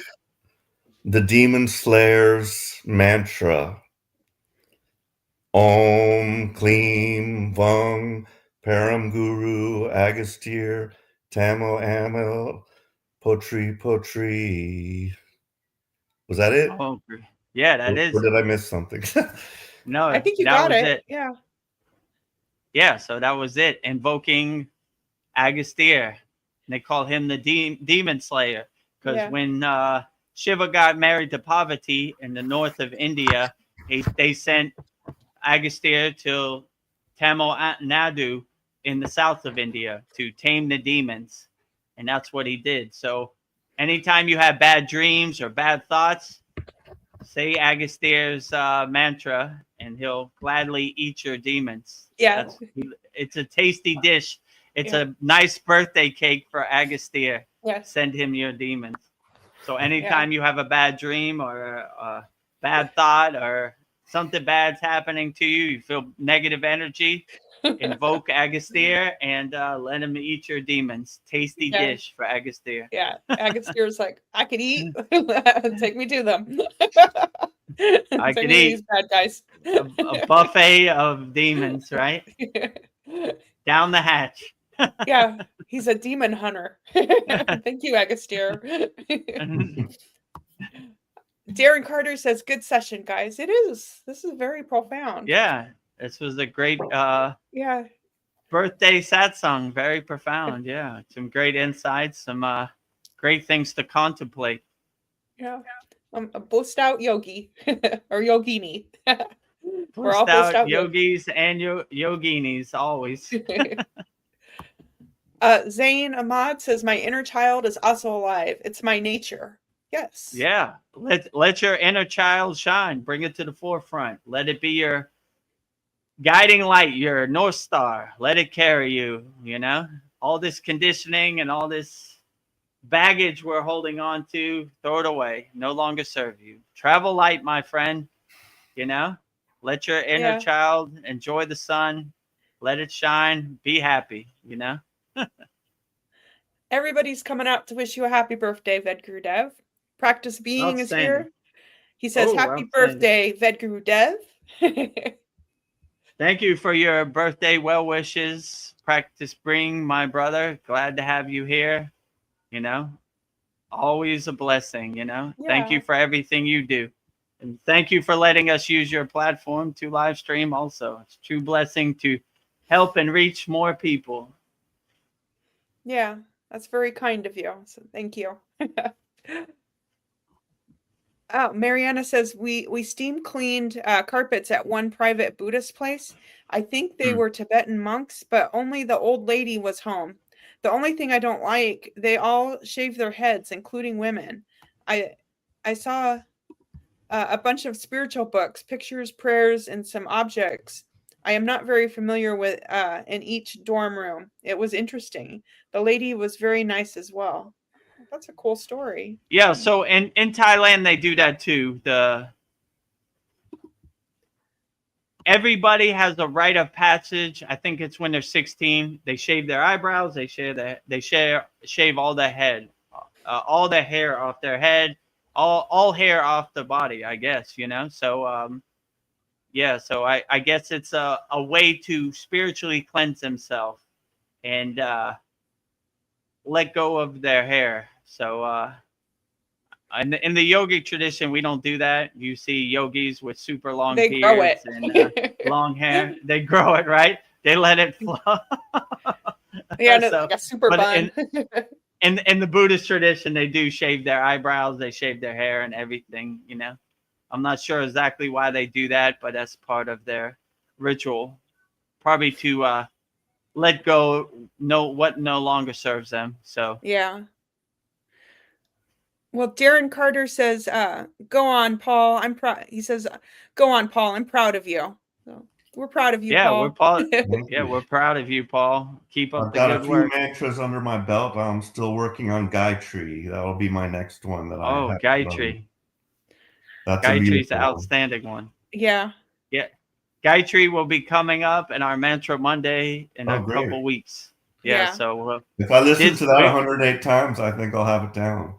You will. Yeah, I think so. You just follow my cadence and my rhythm, and you'll have it in no time. Gayatri's a little longer than the other ones, but it's a powerful one for sure. I love that one. And before this birthday satsang, we filmed Muruga. So it'll be premiering this Monday on Mantra Monday. Lord Muruga. Yeah. The king of the Tamils, riding his peacock into your YouTube channel. Yeah, really. A lot of peacocks, wild peacocks running around in Miami. Have you seen any over there? But various neighborhoods I went into, there's peacocks. You know, I'm like, wow, that's kind of. Yeah, when I was in Miami, I saw a few. You know, more South Miami. You know, they're not coming to Overtown or Opalaka. They're dead. Then Liberty City, right? Finished. Yeah. Right. So when I went to Sri Lanka, they're everywhere. They're peacocks, right? I have a picture of a peacock right next to my head. Like his beak is right here staring at me. Oh, look, there's a big lizard right there. Maybe you could see him. Oh. He's going to run it. There, you see it? Yes, I no. just Oh, saw you him can. scurry by. Oh, yeah. Yeah. So It took. we He got was. an audience He was of a very lot fast. of animals. Yeah. So in Sri Lanka, there are peacocks everywhere, right? But that's why they love Maruga, right? So they say every time they say a peacock, they say you're visited by Maruga. So when that peacock had its head right next to mine, I was meditating, and I have a picture of it. He's right next to me. So they said, "Oh, you were visited by Lord Maruga." So true blessing to see a peacock. That's his vehicle. So yeah, in Sri Lanka, many peacocks. I guess in South India, a lot of peacocks. Thailand, very rarely you see a peacock, but love those peacocks. Darren Carter says, I can just remember my name. I can barely remember my name. Like, who Yeah, am true. I? That's why when people ask, like, what are the secrets of the universe? I'm like, how would I know? I don't even know what I'm going to eat for dinner tonight. I don't know who I am. Like, yeah, Ramayana Maharishi. Who am I, right? You know, that self-inquiry, you know, that deep inner reflection, you know? yeah. Oh, Mariana says, yeah, in Native American culture, their hair is their power and strength. True. Even many men have long hair and they don't cut it. Similar in Haiti, people believe in power of hair, especially in women. LOL. Yeah, the yogic tradition, they believe their hair carries energy. That's why they grow out their beard, grow out their hair, because they're conducting their energy, right? It becomes a antenna, your hair, to cultivate prana and shakti and inner divinity. So yeah, they have that same perspective as Native Americans, or as they would say in Canada, First Nation people. So they definitely grow out their hair. I'm on a rare exception, right? Yeah. I have this short approach, right? But that's not to say one day when I go to my cave, there ain't nobody to cut your hair, so I guess you're forced to grow it out. Yeah. You know, I want the classic version, you know, like my guru, right? Long white beard, long white hair. So when my hair goes all white, I'll make that transition. Our brother Tony's here. Happy birthday! Oh, namaste, Tony. Made Glad it. you I could thought join you guys us. were gonna be gone, but I just got back. So we're still here. Happy birthday! I like the background. Yeah. Thank you, Tony. Sorry to interrupt your conversation. It seemed like Oh, you guys. no. No, it's perfectly fine. We're glad to have you here, you know. Nice. Thank you for all the birthday well wishes. Always appreciated, my brother Tony. Thank you. Thank you. Appreciate you too. I hope you're having a great one. Sandy says hi Yeah. to you, Tony. Hi, Sandy.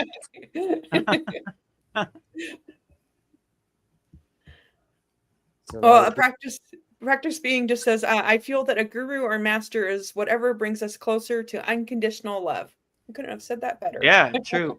Well put. Yeah, like I don't like to see a guru as like a physical person. I like to see it as like a guide who guides you to wherever you need to be. So a guru could be a physical person. A guru could be a sunset. A guru could be a smile on a baby's face. A guru could be anything, like you said, that brings you closer to unconditional love. So well put, practice being. I agree with you totally. So anything that brings you closer or oneness to unconditional love, that is the best guru for sure.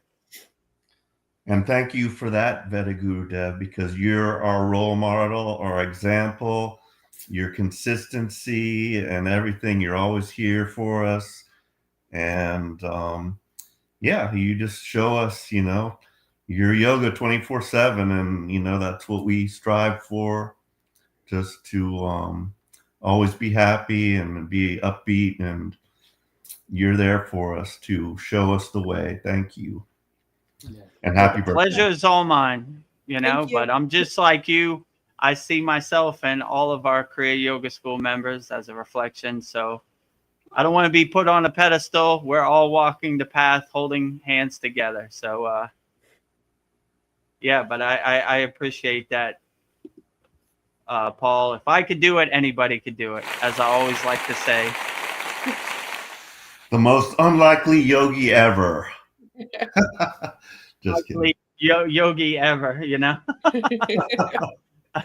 If I could do it, anybody could do it. All I did was do my inner work and, you know, integrate these kriyas into my daily life. So if I could do it, anybody could do it. So I wasn't born into no lineage. I have no yogic family. All I did was take the insights that Babaji gave me and try to help as many people as possible. So what a true blessing. The pleasure is all mine. Thank you for giving me the opportunity to help as many people as I can and answer as many questions as I can. The pleasure is all mine. Yes. It's a true blessing. Well, Mariana says hi to Tony, first time on Satsang, or maybe not the first time, LOL. She says, it's nice to see you, Tony. Hi. Yeah, so Mariana is one of our members. I think Tony's been on the Satsang before Yeah. because I remember Yeah, seeing I pop the in. video. My schedule, Yeah, I he pops appreciate in that. every once in Been a on while. several Yeah. times. I try to make it. And I try to make it. But if you watch I'm out there. I try to be there every weekend, though. You are. Yeah, if you see the Saturday class, Tony's always there. So Yeah. Well, Vedagurudev, I don't know. Do you want to play the happy birthday thing that Kyle sent oh you? yeah, I don't oh know if yeah, I forgot about that. Yeah, Cal edited me a very profound Kyle. birthday Cal card. All of our Saturday class Kriya Yoga School Masterclass members knows Cal is very active. So yeah, I guess let's play it. I'll see if I can do it. If not, I'll need your help. But let me see. It's not working for me. Let me see. Let me see. Hold on. I see if I can do it.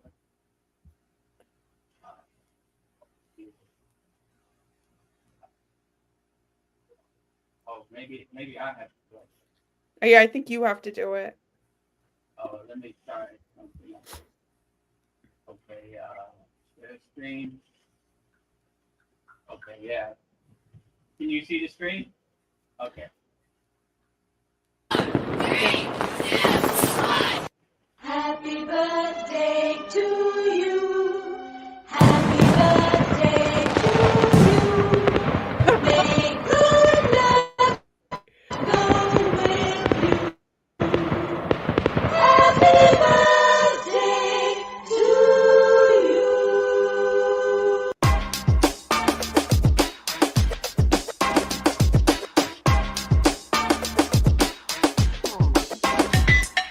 Happy birthday, Guru. Happy birthday. Happy birthday, Guru. Happy birthday. Happy birthday, Guru. Happy birthday. Happy birthday, Guru. Oh yeah. Feliz cumpleaños, Guru. My dog says to you, Guru. My dog says,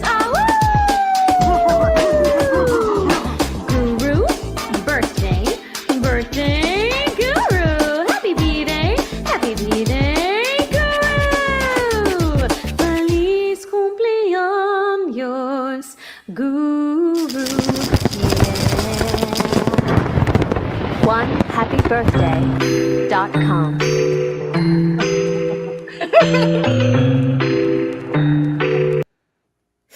Okay. Oh. How do I stop sharing it? You still see the screen, right? I think it's just our faces now. Let me see. Oh, okay. All right. Okay. You can see. And then Okay, yeah. Oh, thank you for that, Kyle. Very outstanding, right? that was amazing. I was like, that I was like wow. I like when it said my dog says happy birthday, Guru. That was cool. Well, thank you for that, Kyle. We appreciate you always. Yeah, even Sandy said my dog says, "Ah, Guru, love it." Ah. Oh, Mariana says, yes, I watch every Saturday class. I see Sasan and Tony all the time. And look at Kyle. Thank you for that video. So funny. Awesome. Kyle, I love you.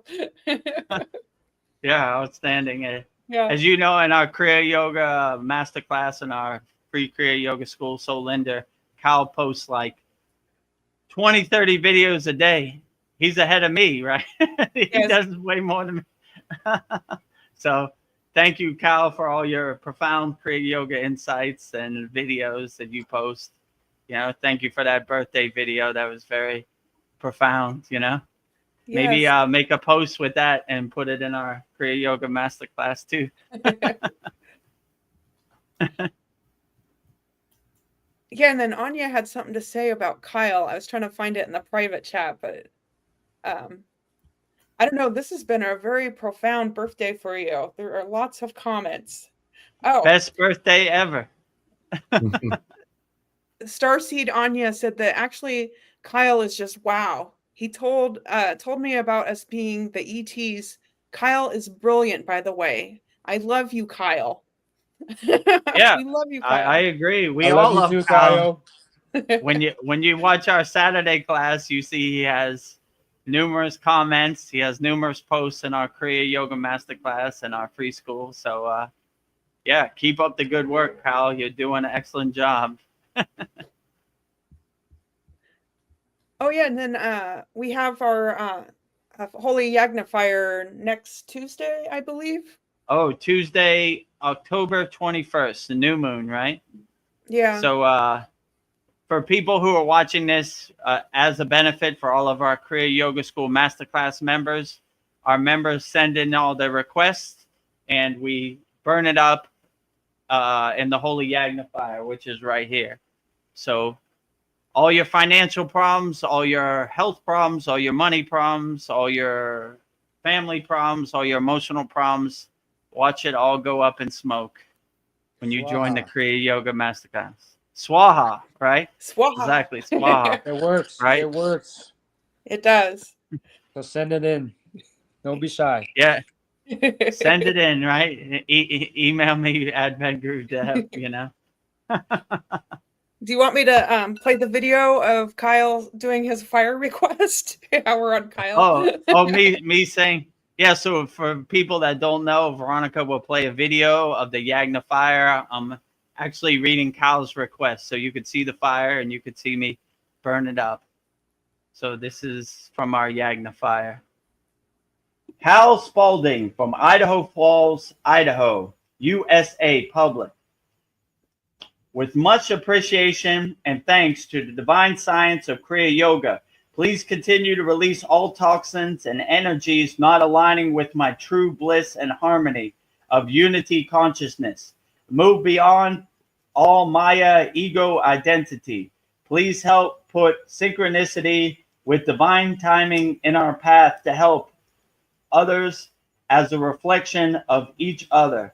Please help the Kriya Yoga School and Vedagurudev and all the Kriya Yoga family to feel the divine inner true bliss and blessings, helping us daily in our lives from the divine science of Kriya Yoga to overcome all Maya delusion and that true inner harmony and bliss. We are truly the eternal presence beyond all words and mind separation consciousness.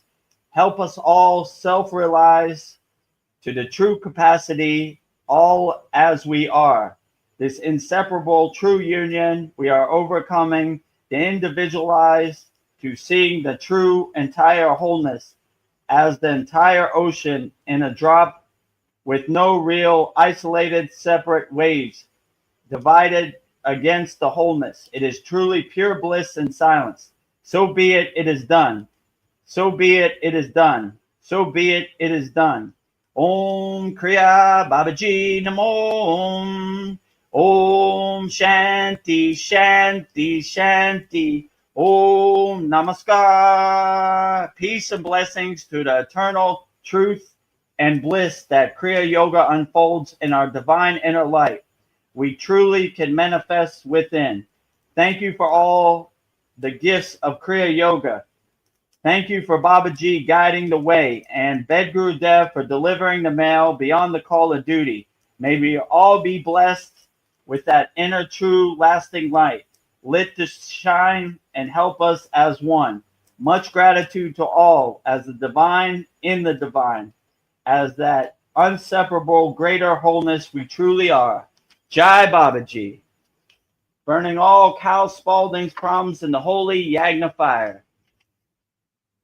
Jyoti, Jyoti, Jyoti Soyam, Jyoti, Jyoti, Jyoti Param.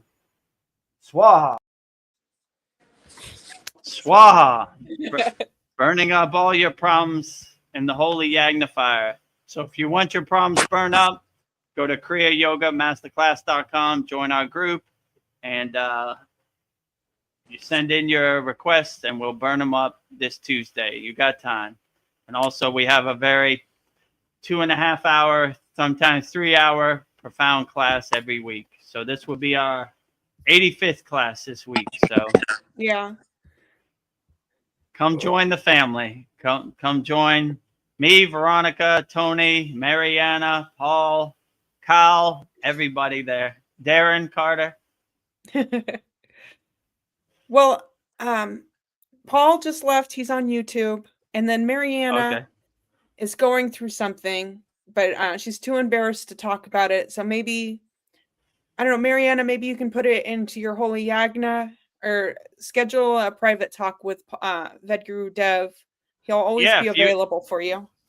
If you want to talk to me privately, let me know when you're available, and I'll send you a link where you could go on a private call. It's not recorded. No one else can see it. It's only for our members in our school. So if you need to get something off your chest, you're going through something, I'm available for all of our members 24 hours a day, no matter what they're going through. So send me a message on School DM when you're available, and I'll send you the link and help you go through, overcome whatever you're going through. Yeah. It'll Rising be okay, tides Mariana. lift all boats. Yeah, you'll be fine. We'll overcome this together. So all of our Kriya Yoga School members are sending you healing energy, uplifting energy. I know it might seem rough, it might seem overwhelming out there, but we got the tools and the techniques and the unconditional love from all of our Kriya Yoga School members to help you overcome whatever this world throws at you. Yeah.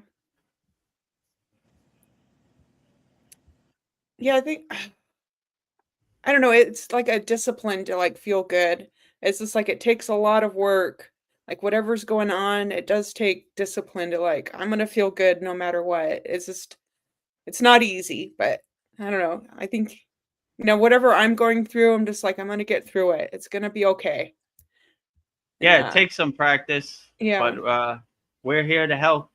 So whatever you're going through, let's walk this path together, holding hands, and we'll overcome it.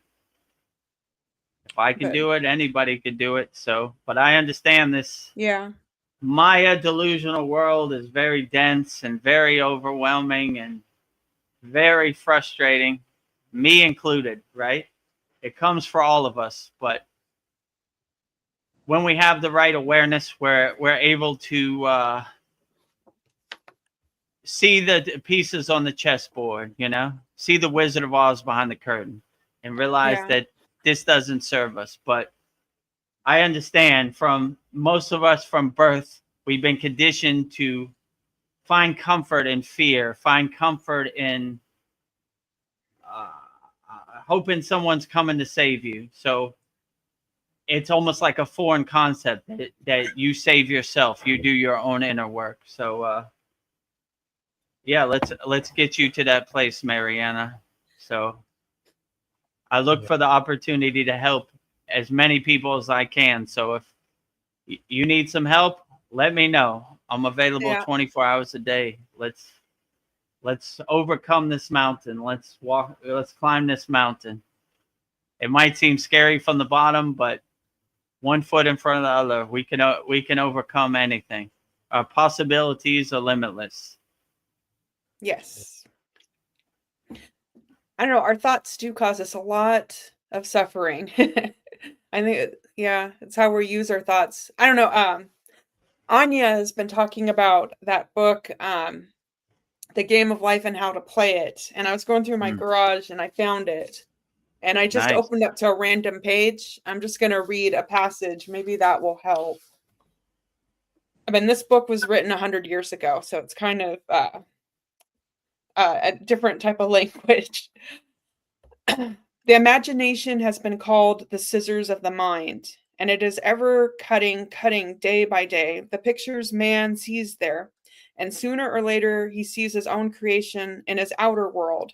To train the imagination successfully, man must understand the workings of his mind. The Greeks said, "Know thyself." So, I don't know, if you can master your mind, you can master anything. I don't know if that would help. Like, Yeah, very well yeah, put, Veronica. Outstanding. What we go through, we grow through, you know. And I think it's just practice. I think we all yeah, have a community like this to bring it to bring awareness to is a great start, you know. Just you being here is great because this is what we talk about and we're here to support each other, you know. A lot of people don't even know where to start, you know. So just the fact that you're here listening, that means something. I mean, this school helped me yeah, out to be able to talk about it, to be like, oh, you know, I'm not the only one that deal with this, you know, because sometimes you feel like you're alone. You're like, damn, am I Yeah. the only person that have this monkey mind? Is am I the only one struggling? Am I the only one struggling with like not quieting this voice, you know, this ego? Like for so long, I didn't even know what an ego was. That's how like it was so powerful, you know. Like I didn't really know what the ego was until like I got like depressed, you know what I'm saying? Until I started working on myself, and you know went through my self-development, you know, journey till I started realizing like, oh dang, this ego thing is real, you know what I mean? Because it's not your true self. You're like, dude, if it was me, like I wouldn't be doing this, right? I wouldn't be thinking this, right? But sometimes it just pulls you in so deep that it makes it seem like it's you. But to bring, and that's the science of Kriya. Kriya helps you quiet down the ego. It helps you realize and know thyself, you know?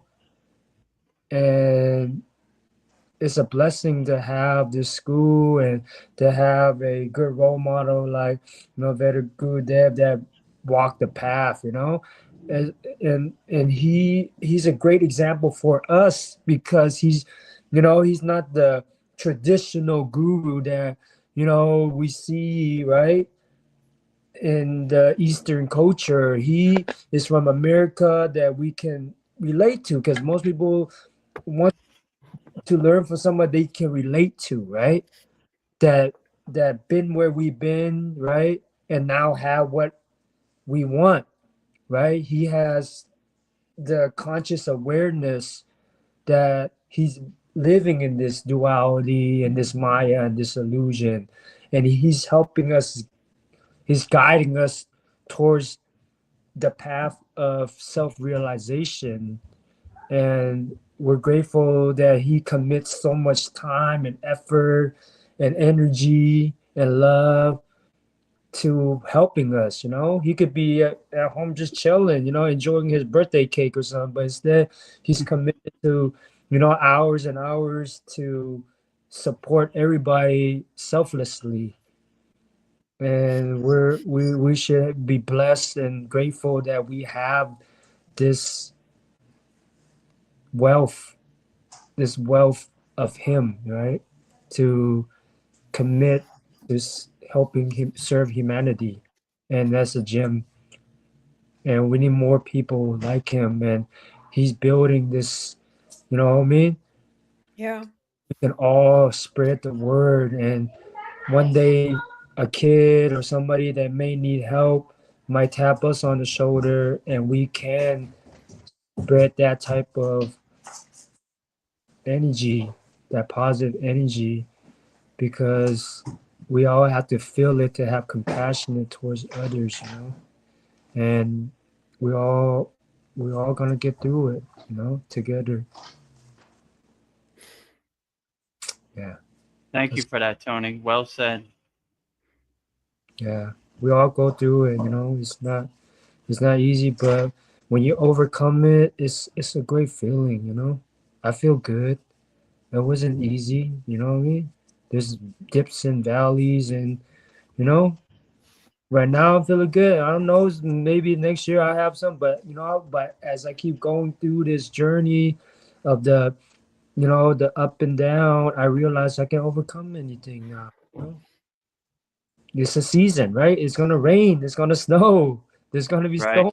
There's gonna. We live in what we experience inside is what we see on the outside. There's summer, there's spring, there's fall, there's winter. You know, you got to plant your seed before you enjoy your crop. You know, and there's gonna be leaves that fall. You know what I mean? You're gonna be naked. You're gonna feel the storm. You're gonna feel the cold. You're gonna feel the hot, but you're also gonna feel the good. You know, you're also gonna feel the sun. You're also gonna feel the brightness. So you just gotta laugh at life and not take it too serious, because it's just a cycle. We're in the cycle. That's it. We're always in the cycle, and the more you realize you're in the cycle, the easier for you to, you know, accept things and see things as it is instead of try to resist it. So don't resist and just laugh at it. Why laugh later? Laugh now. You know what I mean? Yeah. Laugh at it. You gotta laugh at it anyway, so you might as well just laugh now about it, right? And I think that's what the beauty of this school is. Like, you know, we just laugh, you know, but we Yeah. also understand that everybody has that monkey mind. You know, it's inevitable in a sense, right? There's always pain, you know. Pain is inevitable, but suffering is a choice, Mm. right? Yeah. Yeah. We just gotta laugh at things and support each other. And this school has so many tools if you know, watch and practice it. So Well, yeah, see, happy birthday. Thank you. Really, every our birthday, you know, that you share Thank all you, my brother Tony. this wisdom to us. Every day is our yes. birthday gift. You know, these powerful techniques that you share, you know what I mean? Like that you went through, that you experienced, you know, right? That you experience and you're sharing with us because it worked for you, you know? And you give us so much. It's like a buffet of tools that we can utilize in our life, in our everyday life. Oh, this one don't work, try this one. This one don't work, try this Yeah. one. You know what? That's life. Life is a buffet. You know, try it out. If it don't work out, throw it away. Try something else. We live in this era where everything's just abundance. You know what I mean? Mm. Have everything, right? But yet, why Yeah. this misery, right? We gotta you gotta go within, because everybody's relying on the outside world to make them happy. People forget to be present and enjoy themselves, enjoy Yeah. the win. And sometimes sitting there in meditation is the best thing you could give yourself, because the monkey mind, that's the best time to quiet the monkey mind, meditate, you know? True. But it takes practice. People, Yes. I can't sit, I can't meditate. I'm like, you just gotta be persistent. You just gotta keep doing it, keep doing it, keep doing it. You know, eventually you'll get there. I've been meditating for since COVID, you know, and I know that something good's gonna happen. For the first couple years, a few years, I was like, "Yeah, I don't know why I keep on doing it, but something gonna be good out of it." Just kept on doing it, kept on doing it. Now I really like love it. I love it, you Yeah. know, because that's my mental shower. I get to clean out all the mess that's within my mind, you know. Yeah. Yeah, the quieter you become, the more you can hear. Like, That's it's funny how that Silence works. is the best teacher. silent teacher, and then you learn to be the observer and the witness of your thoughts, True. and you realize that, damn, I didn't think that. You know what I mean? It's the subconscious that brings it up. The ego brings it up, and you start witnessing. You're like, huh, that's strange. You know what I mean? Why did I think of that? But then it becomes a game. You know, Yeah. it becomes a game. But then you realize you can set your rules for your game. You're the creator of your world. But yeah, I think you know the school's gonna grow. You know, I think that people's gonna start being more conscious, more aware, more awake. You know, and then enough people is gonna talk about, it, and more people is gonna be more interested in it because there's so much suffering right now, right? Yeah. They're so distracted and getting pulled in so many directions that they don't know how to quiet their mind. But like you said, all you know, how do you say it? All boats, all Rising tides lift I all say boats. I raise all boats, yeah. Yeah. But it takes a leader, right? Somebody's got to step up. Somebody got to sacrifice, and you're doing a great job. You know, you're being the example you want to see for the world, right? You're not just talking about it. You're taking action. You started this school, right? You're showing up. You're doing more than you even getting you know what I mean? Physically, quote unquote, rewarded for, right? Yeah. But you're showing up, and it's a blessing. I'm thankful to be a part of this school from the beginning, and I'll always support this school because it made a big difference in my life, and I appreciate it. I know I'm not, I can't, I'm not able to show up to all the stuff, but I appreciate you guys doing it, you know. And Veronica helping out. Thank you so Oh, thank much. you. You just added so much more to this, you Oh, thank know. you. Your laugh, the extra things, and more people is gonna start. You know what I mean? Volunteering is gonna grow. It's gonna keep growing. You know. And then you're gonna be like, we're at that 1,000 class, and then there are 10,000 class. You Yeah, know. Who knows? Maybe we'll open up an ashram. I do. I feel like we're Yeah. just on the verge of this happening. I'm just enjoying the ride, how we're wherever we're going. Yeah. Yeah. I What is can't wait it till that the day we all meet up I can't wait till Yeah, that that'd day be great. comes. for meditation. Ask us Yeah. there, you know, like a real one. It's not real. This is Yeah. great, you know, but a physical one. Yeah, in the flesh. Yeah. Well, I think Tony froze. Is he here? Oh, we lost him? Sandy, Oh, he's I still here. love you, Tony. Yeah, we love you, Tony. I love you Thank you so for all much. those profound words. Did you guys hear me? Mary, yes, I Yeah, thought we you can froze see. for a second. Okay. Sorry, my internet be acting up sometimes. Yeah. I just wanted to say, Mariana, you are getting so many comments of support. So we all have your backs, Mariana. Paul says, the best is yet to come. This too shall pass, Mariana. Yeah, it shall And pass. yeah, Clouds passing in the sky, you know. And Sandy It says, seems yeah. harsh now, but it'll pass. Yeah. And then Sandy says, yes, we are not alone, including those who are on the path and those who are in spirit. And go on, Vedagurudev. I was just going to say, she has a very loving soul family, a very loving Kriya Yoga School family. So we all got your back. We're all Yes. transmuting unconditional love your way. Rising tides lift all boats. Yeah. And Sandy says, I have seen there are legions and legions of light beings and angels to assist us in remembering who we are. True. Yeah, I agree with you. Your light beings, your soul family, your spirit guides are waiting for you. Just call upon them and they'll help you guide the way to become a lighthouse to your ship lost at sea and guide you the way home, show you the direction to walk. And Paul is requesting that you say this mantra, Vedagurudev. Lakaya, Samasta, Zucchini, Look, yeah. Okay, 3 times.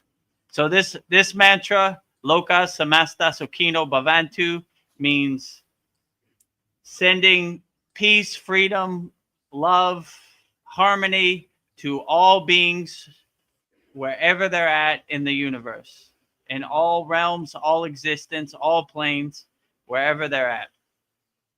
3 times. Loka Samasta Sukhino Bhavantu. Loka Samasta Sukhino Bhavantu.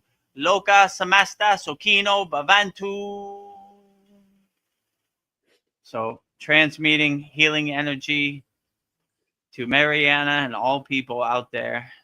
May you always be free, harmonious, peaceful, and unconditionally loving always, wherever you're at. And Sandy says the ego tricks us into slipping into the lower vibrational frequencies. But lucky for us, love is stronger. Ooh, yes. I like when Babaji says, climb the ladder up to supreme bliss, not down to ignorance. My guru always used to say, Vedagurudev, you wear all white. Don't roll in the mud with the pigs. So always choose love. Sit on your cloud and unconditional loving state, a blissed out yogi or yogini state. Don't roll in the mud with the pigs. Climb the ladder up to the supreme bliss, supreme happiness, supreme love, not down to ignorance or hate. Yeah. We're going up. Elevators going up, not going down. Yeah. Top floor, please. Like top floor, penthouse suite coming up. Darren Carter says, well said, Sandy. Well said. Yeah, well said. Oh, thank you, Sandy. She says, Sandy says, yeah, Veronica rocks. Well, thank you. Veronica rocks. I feel like I'm just Montagy. I'm just trying to help you. You rock, Veronica. Keep up the good work.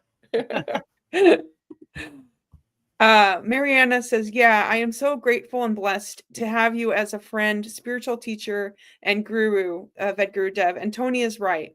Veronica, without you, Vedagurudev, would struggle with all the tech and moderation. You are also Mariana, a beautiful and loving soul, bringing light and love to the school as well. And thank you, Paul, for the warm and supportive words. Oh, that was beautiful. Thank you for all your kind words, Mariana. Makes me feel warm and fuzzy inside. Thank you always. Thank you for being an A1 Day 1 member of our Kriya Yoga School, like Tony and Veronica. I appreciate all your energy.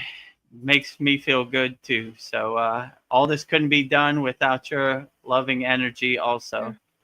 And I agree with you. Thank you for all the hard work you're doing, Veronica. True blessing. Much appreciated always, right? And thank you, Babaji and Mataji, for doing all the heavy lifting. Babaji is driving my car. I'm just witnessing him drive me around, you know. I'm just delivering Babaji's mail, but the direct mail comes from Babaji himself. Yeah. So Glory to Babaji, right? Mariana says, thank you for the prayers and mantras for all of us. Oh, thank you. No problem, anytime. As you know, in our school, we always say Dan Ventry's healing mantra, which I said in the beginning of this. So my gift to you on my birthday is sending you healing mantras, healing energy, protection mantras, everything, all of the above for everybody out there. Well, this has been a very beautiful birthday for you, Vedagurudev. I feel like a blanket Yeah, of love. blanket of love, best birthday ever. Yeah. All right. Unconditional love coming in from all around the world. Rising tides lifting all boats. Well, we're at 4 hours. Whoa, Yeah, I this think was I a have long to. one. Yeah, I have a new job I'm starting tomorrow, but I don't know if you'd mind. I don't know if we can go. I have to go. I Yeah, have to we be could up wrap it early. up. Yeah. Yeah. So, all right, we'll wrap up our Vedgurudev's birthday live Yeah. Kriya Yoga Q&A satsang for today, Wednesday, October 15th, 2025. If you want to give Vedgurudev a good birthday present, make sure you subscribe to our YouTube channel at Vedgurudev. Daily Babaji quotes, daily long form videos. We edit up these satsangs and soul talks and make it into a long form video. And also, if you want to give me another birthday present, subscribe, join our group, 100% free, soullender.com, connecting souls worldwide, or go to freekriyayoga.com and join our free Kriya Yoga school, our very loving sacred meditation garden, our sacred sanctuary.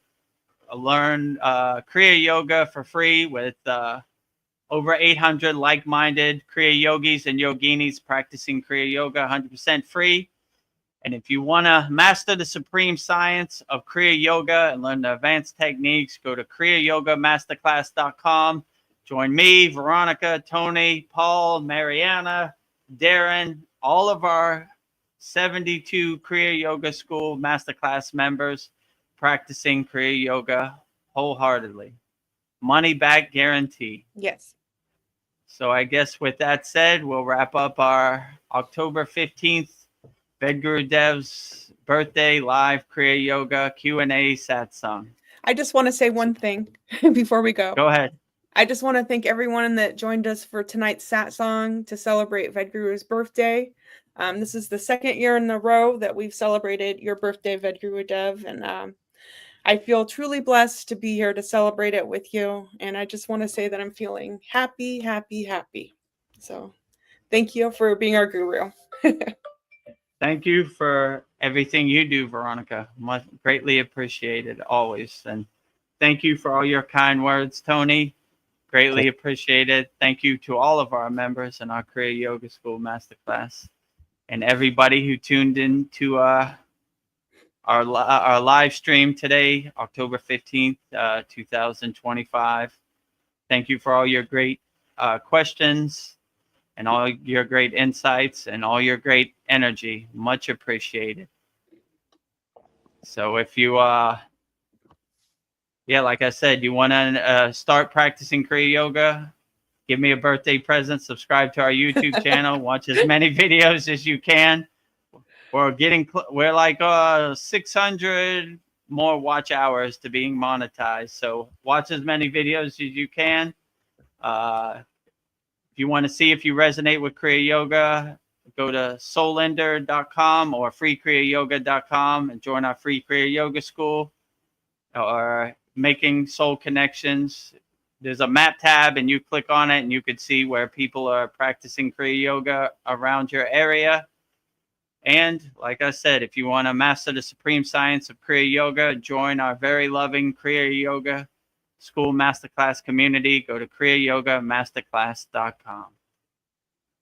So even though it's my birthday, I want to give you the best gift of all. I will give you mantra diksha to Babaji's Mula mantra. And it is Om Kriya Babaji Nama Om.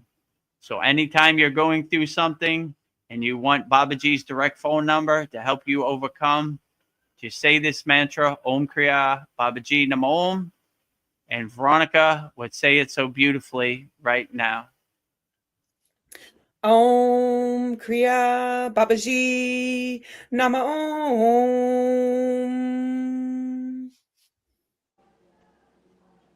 Tony, do you feel like saying the mantra? Om Kriya Babaji Namo. Om Kriya Babaji Namo.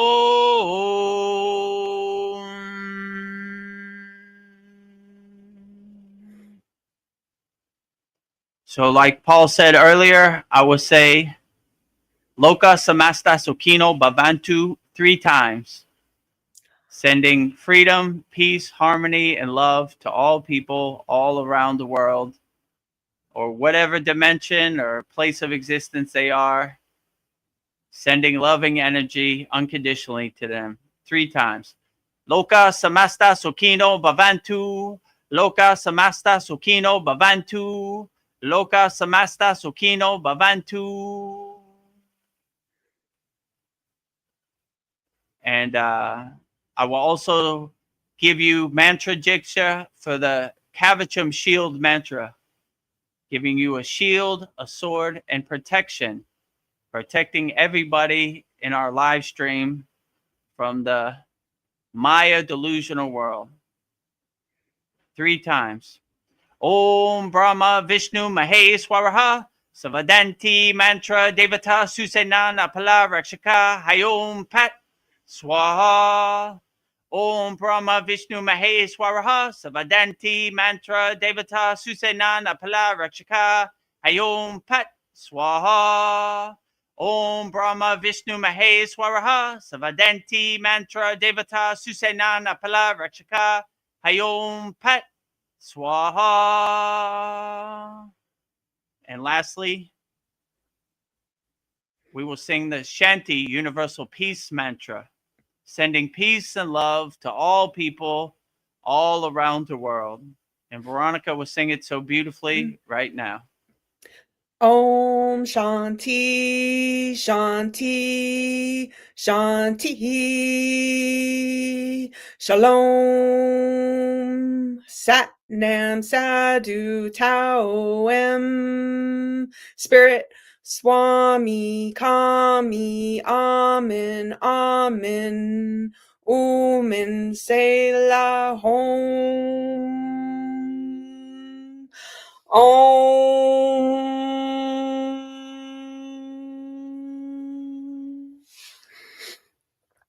Om Shanti, Shanti, Shanti, Shalom. Sat Nam Sadhu Tao Em. Spirit Swami Kami Amen Amen. Omen Selah Hom.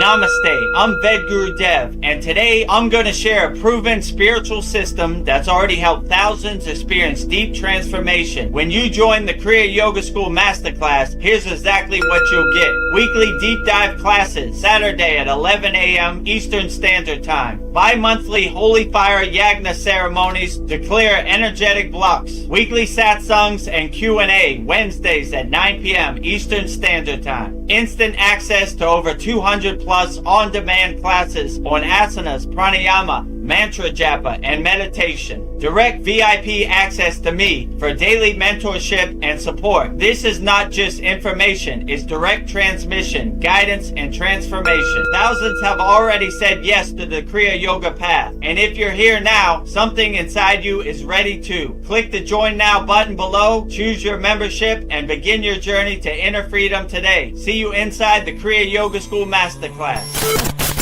Kriya Babaji Namo.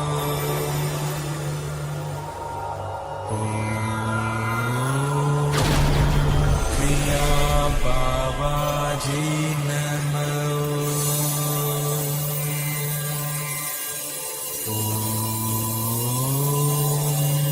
Kriya Babaji Namo.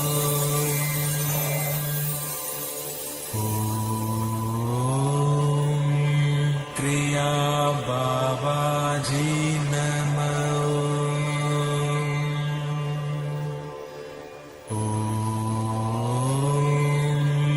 Kriya Babaji Namo.